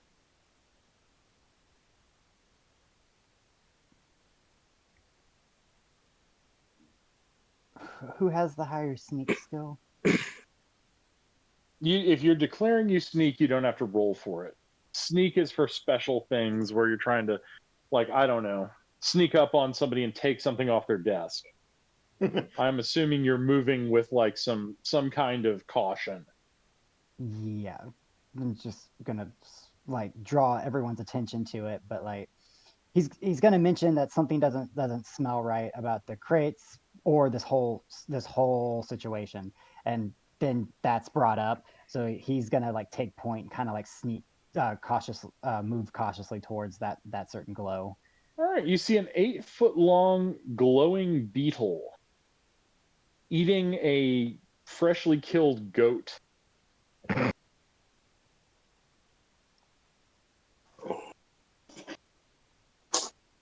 There's lots of herd animals in the canyons here. Probably So like a mountain goat that climb an ibex of some sort. yeah. No. This is maybe. I don't know. Anyway, so the beetle is like munching on this goat.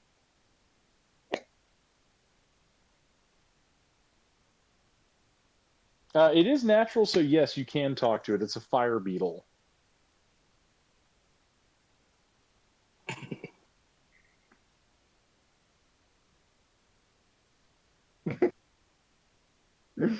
It looks at you, its compound eyes glittering.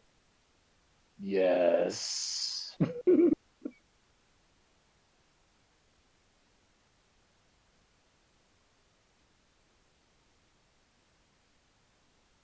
It scuttles up to you. Its mandibles are about 3 or 4 inches from your face. Yes. Much good food. Kobolds are very tasty.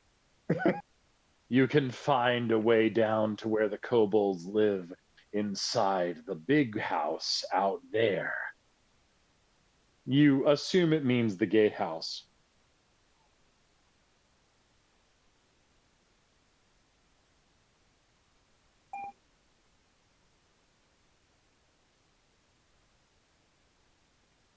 No, they work for they're basically like they were thrown in here thousands of years ago and have emerged as sort of a slave race to whoever scares them the most. What a giant wolf man that speaks their language, dude.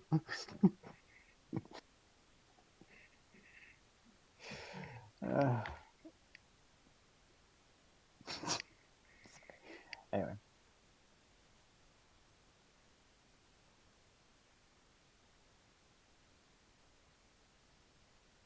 Man flesh to the south. Many caves. Find them when they go to defecate. No further south, deeper in the canyon.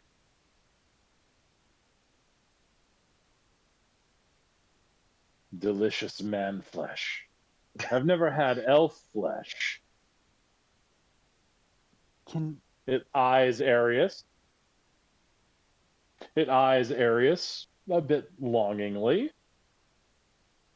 as longingly as compound eyes can do. Can Arius at this Hey, moment like play with a flame flicker between his fingers? sure.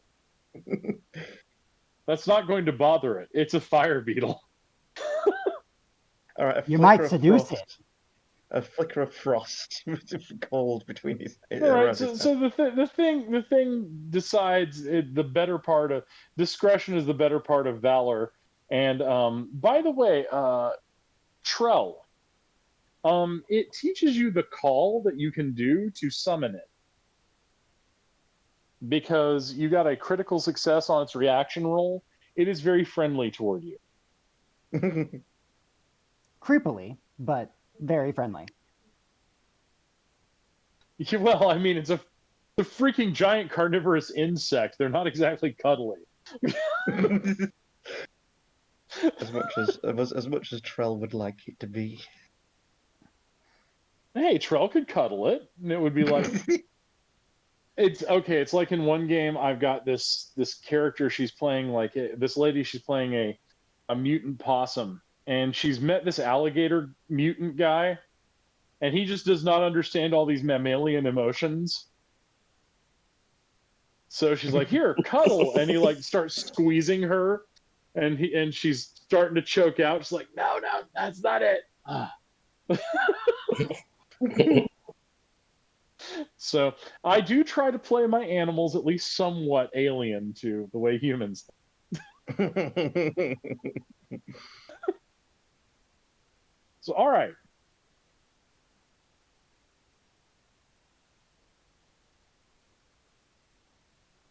Yeah. So okay. So fire beetles? No. They are in like the adventure that I'm using is written for basic D&D from like 1980. But I like the weird alien critters and all that fun stuff. So all right. So here we are. You can go deeper into the canyon. You can leave the canyon and try to go south. What do you want to do?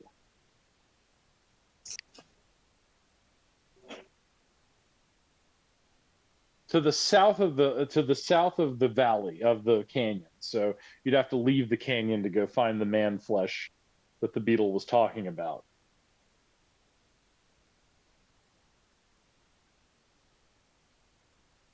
Hello? Seriously, Discord? Why are you so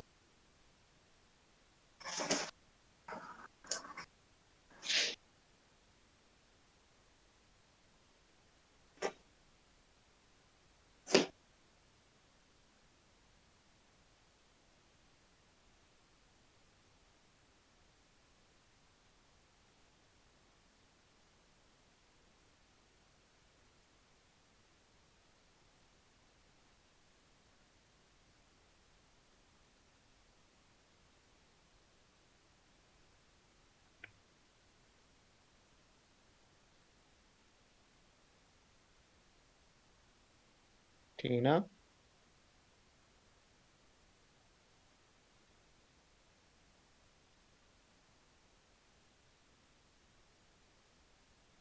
Oh, I can hear you now. Yes. Can y'all hear me? Yep.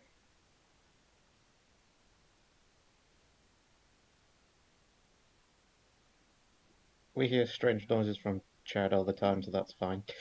I mean, I don't hear Tina. Again. Oh, I hear you now. Okay. Thank you, Discord. Anyway. She's alive. Yes, she lives. So, yeah, actually, if you go deeper into the canyon, there is a way to get to the Brigand Caves. So you could find the humans, you could go deeper, look for the entrance to the dungeon proper.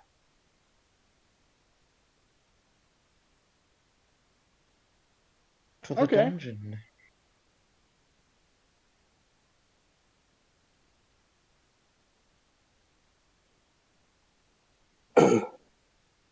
Yeah, I mean, Oslin's just looking for gold.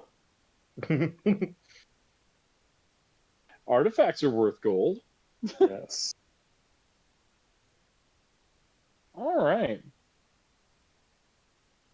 So, as you continue into the canyon, to the east, you spy a large. There's a mountain path going up to the south. There's a pool on the north side, um, a small cave on the north, and then there is a large archway going straight west, deep into the canyon wall.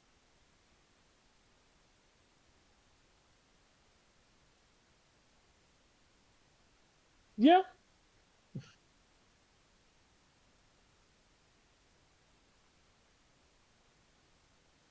Um, Nothing much. There's just a cave up there. Like I said, mountain path and pool. There's a tumbled down, ruined building near here. You could check it.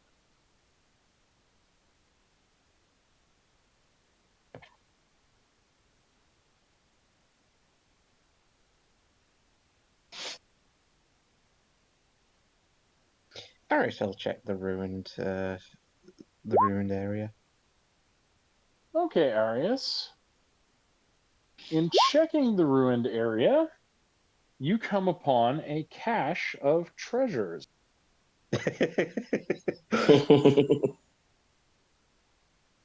But need we remind you of the stone hand? Well, no, actually, this is somebody just buried this here a long time ago, and it is almost 5,000. It's 5,000 gold pieces worth of jewelry. Ooh. I'll just put And jewelry for now. yeah, 5,000 jewelry, 5,000 GP jewelry. All right, so here's what's happening.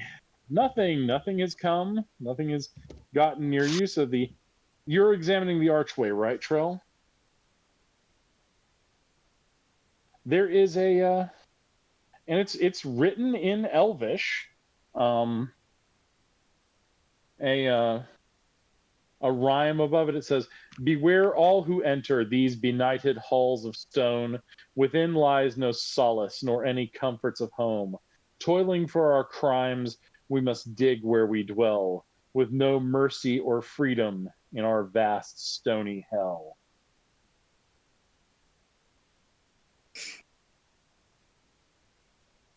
Looks, yeah, it looks like.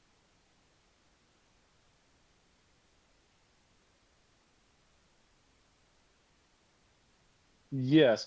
Varg, you read Orcish. Gromek is kind of laughing. You also read Yip Yak. So in Yip Yak, you see that the kobolds have written graffiti here on the walls, and it's like, "Clean up trash, dumb men."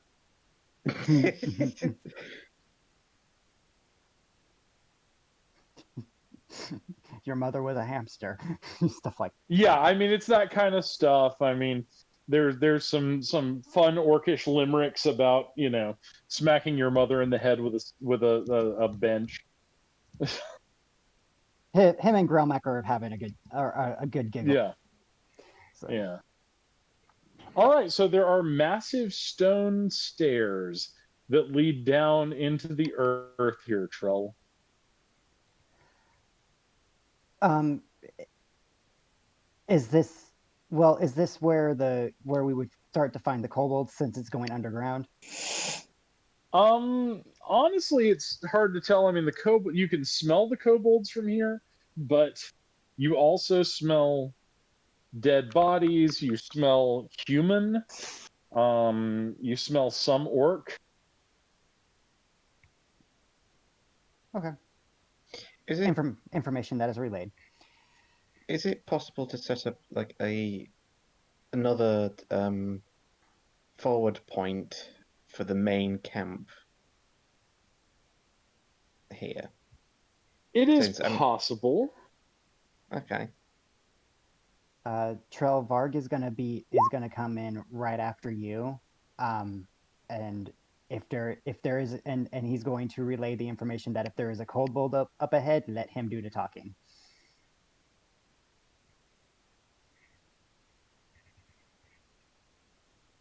All right. So you've established your forward point camp at Hell's Entrance. Okay. People, your workers are starting to ask for we need more money. This is scary. We don't want to be here. It's a good job Harry has found that 5,000 gold piece worth of jewelry. Pretty much.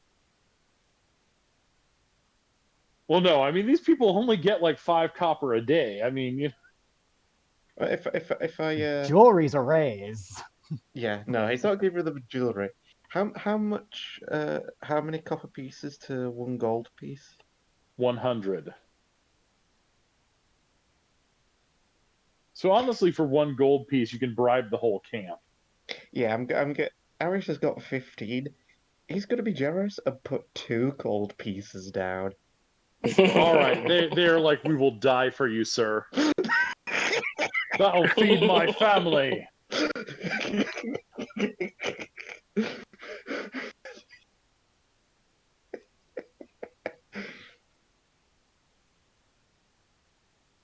All right, so you are now down in. You've moved down the stairs. You're in a grand foyer. It's musty and dank, with a vaulted ceiling, and the spiral stairs go up, up, up from where you came. You can go north, south, or east.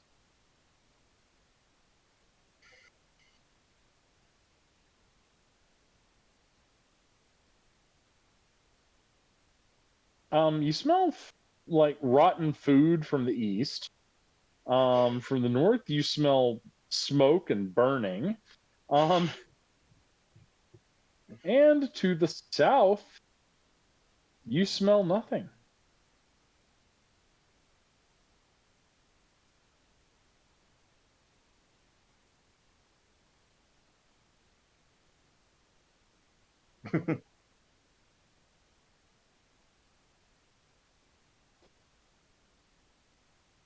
Well, the the thing is like um Varg naturally wouldn't want to go towards something that smells like burning and and smoke. However, he would highly prefer to check the burning and smoke more so than the nothing because it is very unnatural for something to have nothing as a scent. That for him that just makes his fur rise on end.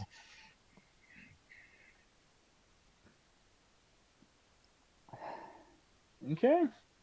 So going to the nothingish Decisions, direction. decisions. Yeah, I would say so. We should go into the nothing direction then, right? He Varg Greater risk, greater reward. Varg just gives Oslin a look that would make a scornful mother jealous.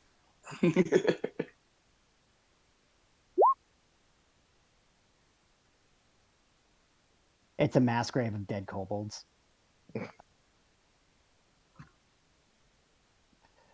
Then again, do I really think Tina is that heartless? But is that something you want to see? Not really, no.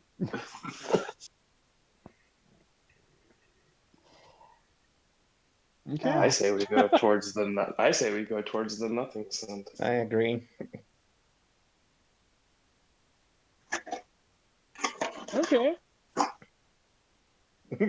You move into a chamber after moving through some twisting, turning corridors. You move into a chamber. There are skeletal remains on the floor. There are old blood stains. And there's a barred portcullis going west and a door going east. Portcullis. It's like a big iron grate that falls from the ceiling. You can lift it with a strength check. That's you, Trell. I got this. Don't worry, guys. Oh, don't let the halfling do something like that. What's the Difficulty Oswald's gonna go over it. difficulty is 15. Roll your strength. If you make it, awesome. Nope. Ah! Fortunately, you didn't roll a 1 and get a hernia. So It budged like a little help, bit. Oswin?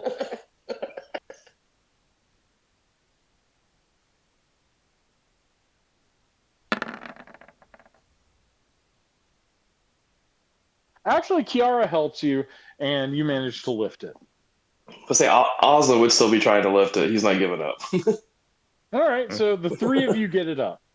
By the way, if there is something you can't get at a single one, if the three of you work together, or if you work together and your strengths combined equal, like in this case, over 30, you'll do it easily.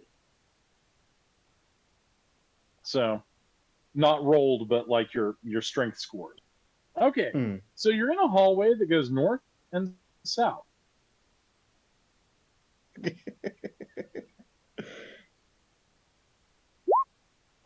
Actually, no. It's kind of weird. It's like this area has been cleaned. That's intriguing. A little too Well, well. which direction did we just go? Let's go south.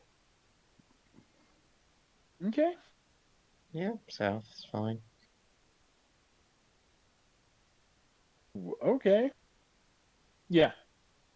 All right. So you all head south, and there's a door here. The door opens, and inside you find a really ornately drawn wheel of fortune, adorned with various glyphs.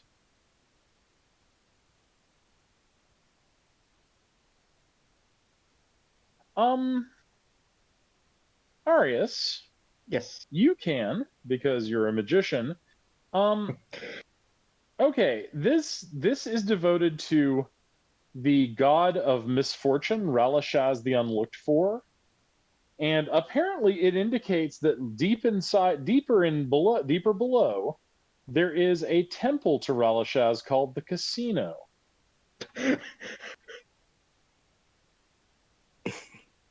Oh dear. You could spin the wheel.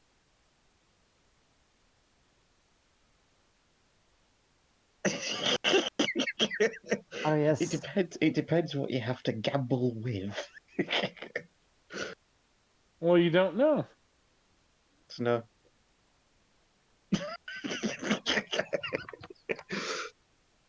Yeah, but that was a spell Arius has. Arius isn't going to just go up and spin an archaic magical implement. Arius, I don't like it when you say "oh dear" after reading something that we can't read.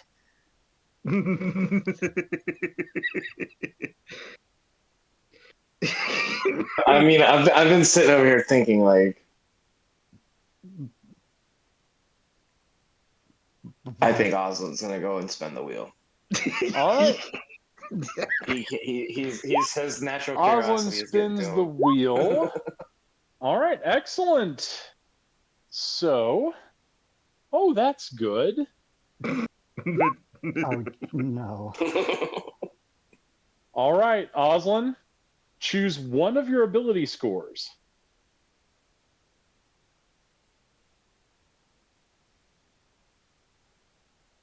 Like which ability or like just which one? Which ability score? Uh, Dexterity. All It's right, a you get a 15. +1 permanently to that. Neat. What did I give up? Nothing. Okay. Nothing. You got the good table.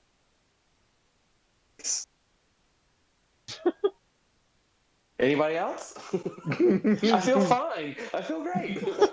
He like does a standing backflip real quick or something like. Yeah, I mean, Oslin is suddenly way more nimble than he was.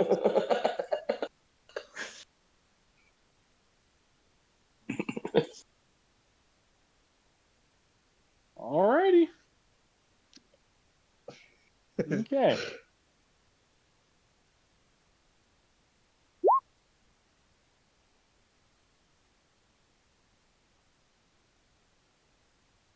He wants to have a look at the casino.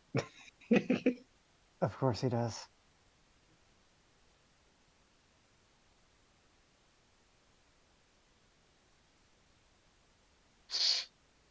Here's hoping.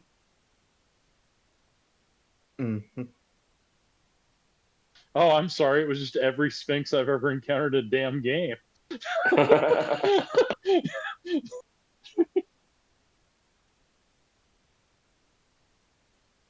Like I said, it's every Sphinx I've ever encountered in a game. All right. So, so you've got the Wheel of Fortune here. You have found it. Nobody else wants to spin it. You know what? I think No. young Oren is going to. I want to spin. That a boy. Oh, oh my. Oh, Oren. 7. Okay, that's not too bad for Oren. He's just got -1 to all of his dice rolls for 24 hours. Varg will give it a shot since everyone's being happy about it. Oh shit! Ozlin's All like right, cheering him Varg. on. Okay, Varg, roll a d6 for me. That way, it's you if something happens.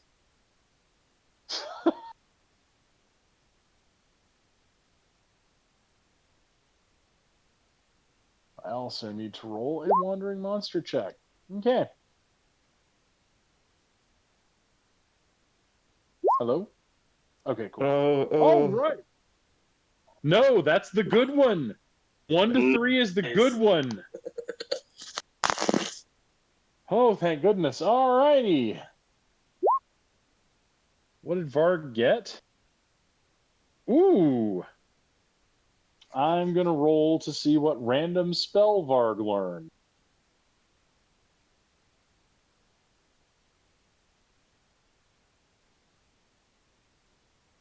You're a wizard, aren't you, Varg? Yes. Excellent. Excellent. All right. So,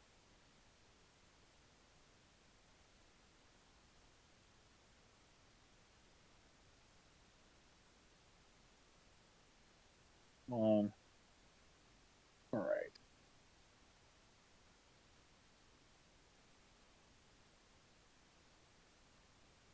And this will probably be a spell you can't find in the 5e book.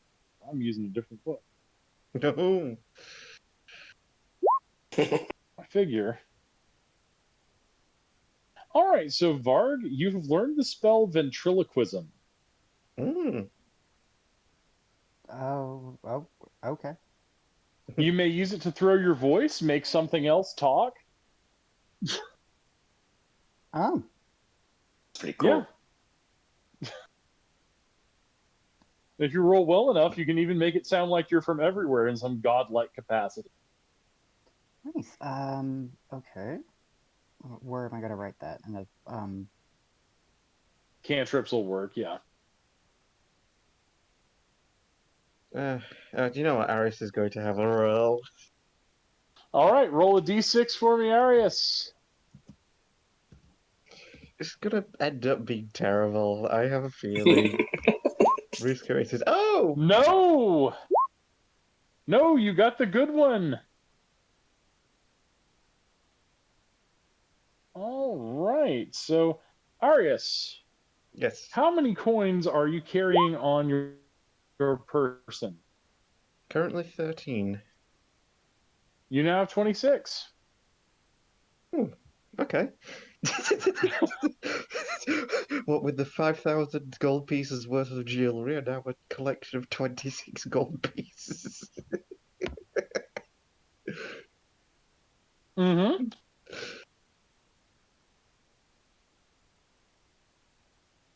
All righty. Yeah, Oslin's I like staring understand. at Trail. Like, come I on. totally understand. Is All is right. Gromek interested? No, I am not interested in such things. Did Trell mark it on the map? Yes.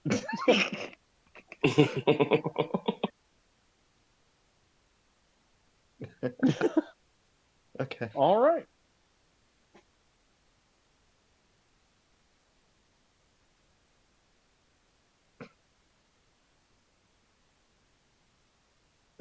Nice. All right, so you can head north from here because that's the only way you haven't gone in this area. Okay. Yep. All right. So you enter a room with a fountain, a dry fountain with a fish in the middle of it, a stone fish, and there is a door that heads west out of here.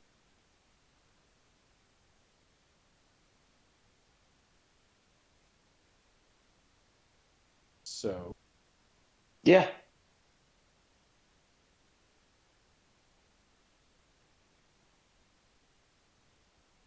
I don't know. Oslin will put water in the fountain. Okay, make a constitution save, everyone. Oh dear.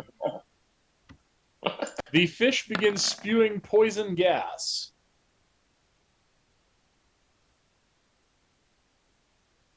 All right, so thankfully, hey Oslin, okay, good. Thankfully, y'all make the save. Um, and you don't take any damage, but the room is now filled with poison gas. So you can go back the way you came, or you can go west. What do you choose? What did you say was west? A door. Okay. Yeah, run west. Okay, you run west, slam the door, and all right, yeah, wandering monsters don't even notice you guys. All right. So you walk a little ways to the west, and you come to a place where you can continue west, or you can go north or south. Oh, I know. What what's Varg's nose saying? All right. I So to am the north, Varg, you smell basically stagnant water like a cave. okay. Um, to the south, you don't smell much, but you do see a door that is locked and has they're stone doors with worn inscription. Do I Um, do I recognize the characters or lettering? does anyone speak Dwarvish? No, not for me. I don't think so. Let me check. I think it's only Undercommon I know, which isn't Dwarvish. All right, and it is, but they're different enough. And to the west, Varg, you smell just the mineral smell of caves, and the acrid scent of giant centipede. Varg relays every bit of information.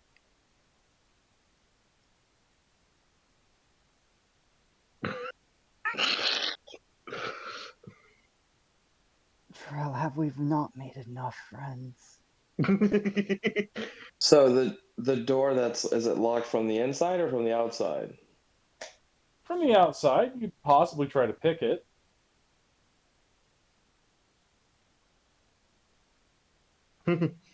Yeah. Do you have thieves' tools? I don't think I do.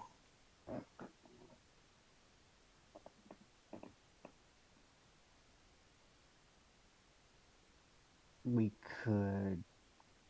I do not have You thieves could try to tools. kick the door in. That would have to be Trell. Could we freeze the lock and break it that way? Yeah, absolutely. Okay, then I will use Ray of Frost on the padlock. All right. Roll to cast Ray of Frost. And Varg will Would that, bash his head into it. would that just be intelligence? Intelligent. Yeah. Yep. Okay, Varg, Trell, you're about to punch it, and Arius just like blasts the doors off the hinges.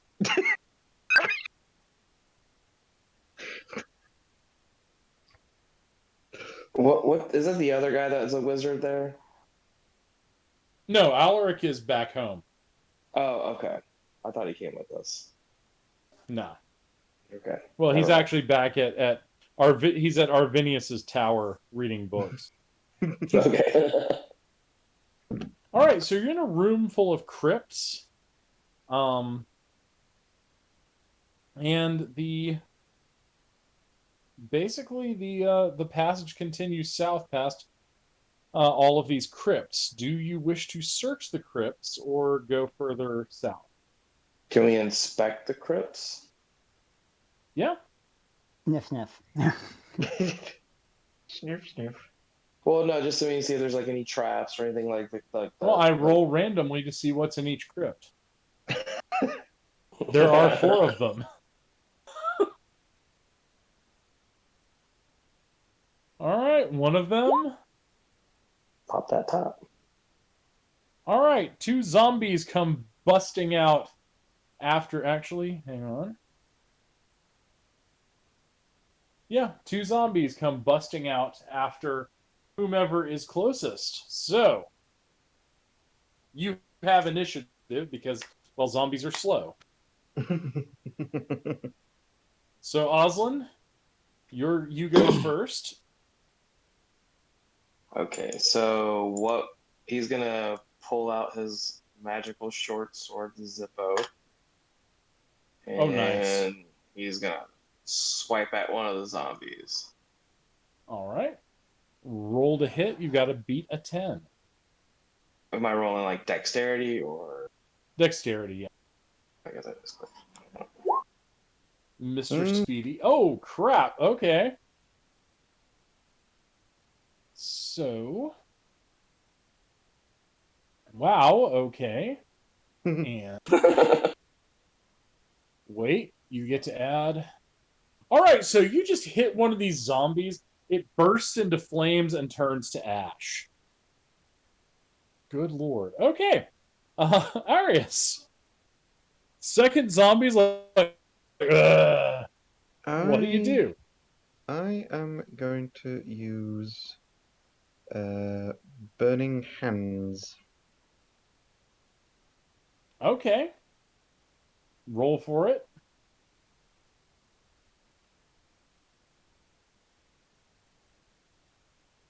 Oh. The good news is you hit. Ah. Because you're rolling the difficulty of the spell, which for a level 10 wizard is not that difficult. Alright, so you obliterate the second zombie. And. Ooh. Inside, you find 400 platinum coin. Oh, wow. Nice. Told you this place was lucrative. That's All right, popping so at you the got. top.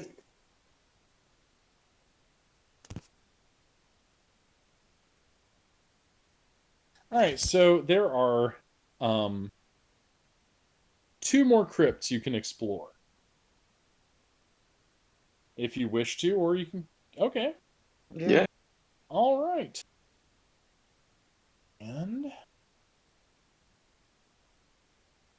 No. sure. No. Yeah. Okay. Two All teams, right. script. So a skeleton leaps out of this one, and quite frankly, I'm not even going to make you roll to hit it. You just destroy it. Okay. It's like a one hit dice weenie creature, and you're level 10. So it's like nah, and then you just smack it, Trell, and Or it Varg flies could, to pieces. I was thinking Varg could just like grab its skull in his mouth and go chew on it in the corner. For some reason, after Trell shattered it, I pictured it cussing as Varg starts kicking the head around. All right. Like a hacky sack. Yes, yes. All right. And in here, you find 300 gold pieces worth of jewelry. Oh.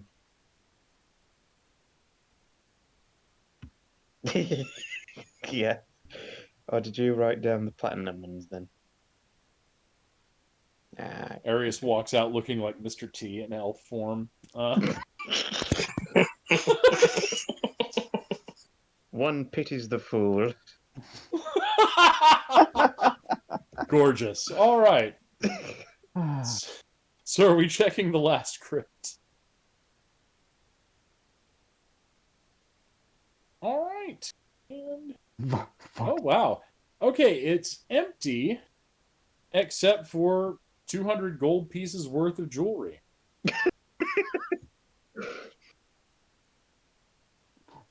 So he now has Var, Var, 5,500 gold piece worth of jewelry. Varg was looking forward to using this skull as a weapon. He was like You can. he was even holding it up over the crypt, like so if something popped out, he just like smack it with a skull. Okay, yes, you've got the skull. The skull does 1d6 damage. Nice. I mean, Aris has got animate the dead if he wants to, if Varg wants a nice skeleton buddy. He's just looking at the No, Arius can bring back the whole skeleton. Does Varg want a talking skull?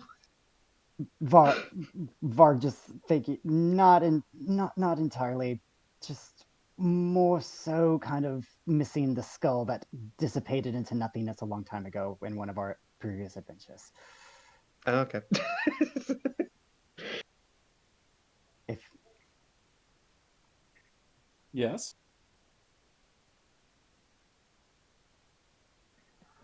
It's well, technically it's amazing. I'm not doing it like old school style. I'm just kind of letting y'all choose directions, and I'm ignoring most of the twists and stuff, and just taking you to points of interest. I like And go ahead.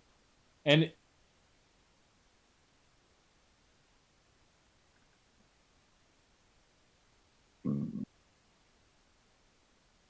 oh yeah, absolutely.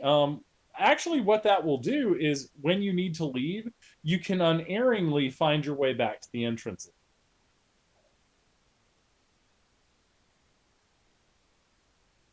Oh, it does actually. It does. I mean, you just don't know what's in the rooms, but you know where all the rooms are. Yeah.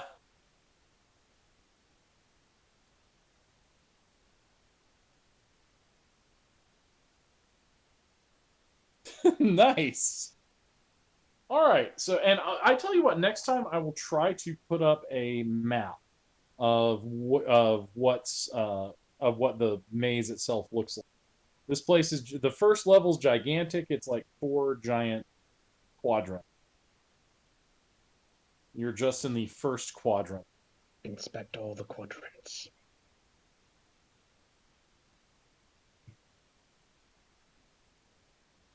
Well, and you can also go back and resupply at camp. Mm-hmm. All right. So, do you go through the south door? Well, we've come this far.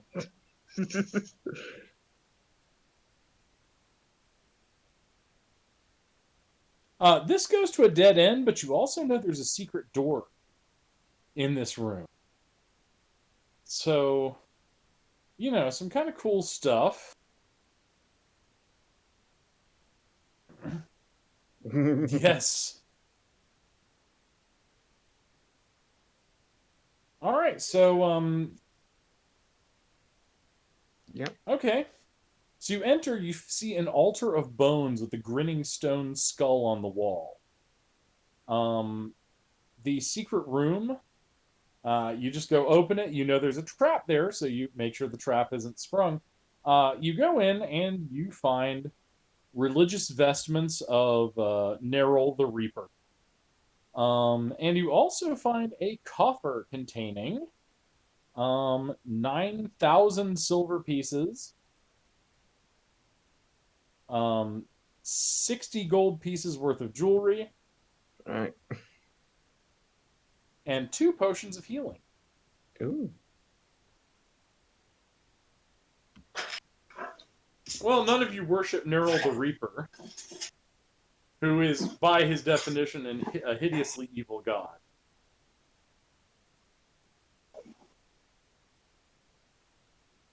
We should leave plants and things of goodness here.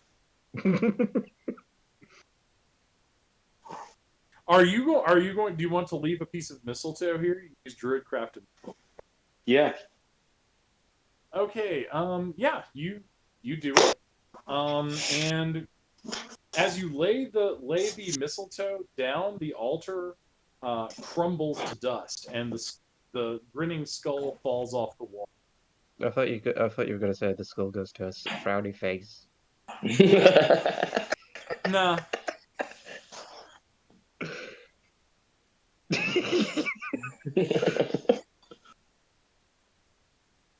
All right. So we've explored through the Shrine of the Grinning Skull. Would you like to make your way back to the entrance and make another foray? You've made a good deal of money this time.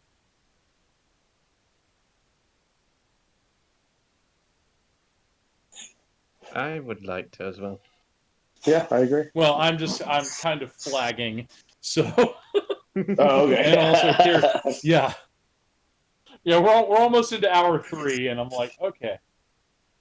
I'm not 12 years old and I can't do the we used to, God, when I was a kid, we would start on the weekend and play for like 16 hours. It was like, okay. Yeah. Well, there was no internet, so what the hell else were we gonna do? I guess we'll go to the camp, the camp that's outside the entrance then, Yeah, and rest. Mm-hmm. yeah, and yeah, this, like I said, this is fun and this is good training for later. Because Trell, when you get to the tomb of Acererak, it's not quite a labyrinth, so your sword will work for some things, but it won't work for others. And the mage Acererak loved game. And so there's almost no monsters in that dungeon, but there are lots of strange traps and tricks. And so, but it's going to be cool because it's pretty epic that you want to go there. It is I found a 5th edition version of it, and Acererak's tomb was Gary Gygax's infamous Tomb of Horror. Y'all are getting to play one of the most iconic adventures, and fortunately, 5th edition's a little more forgiving than when I played, because like I kept going in there with 10th level characters, and there were a lot of things that just killed you. By the way, free piece of advice from an old adventurer somewhere you meet on the way: do not touch the green devil.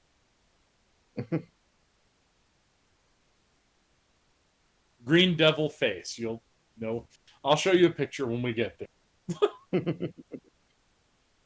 All right. So I hope y'all enjoyed this. It was fun for me to just do something dungeon crawly and let you all get Yeah, some. lots of fun. Yeah. And I'm also super happy about you guys. Those of you who can speak to animals, because that let me bring a lot more NPCs than you usually get. Now, bear in mind, y'all are on the level that's built for first through third level characters. They get harder the deeper you go into. So, yeah, that's why everything was just like Trell just smacks this lone skeleton across the face and it dies. Also the bear. Since you all did choose to do that, the bear will do something good for you. He may not be friendly, but he's also incredibly powerful. He is a bear. He's well, no, I mean, actually, Cole is an avatar of the Beast Lords, Oh, one of the gods of animals. So yes, getting his favor, is a good. All right, everybody, I had a great deal of fun. Yeah, and really fun. I love role playing animals. And in case you haven't noticed, I'm not leveling y'all as fast because I'm like 10th level is about the sweet spot in D&D. And so you want to spend as long as you can there, because when you get to 20th level, you just like go up and punch Asmodeus in the nuts. Start saying, "Well, this is boring." Because like, oh look, it's Tarask. We killed one of those last week. Okay.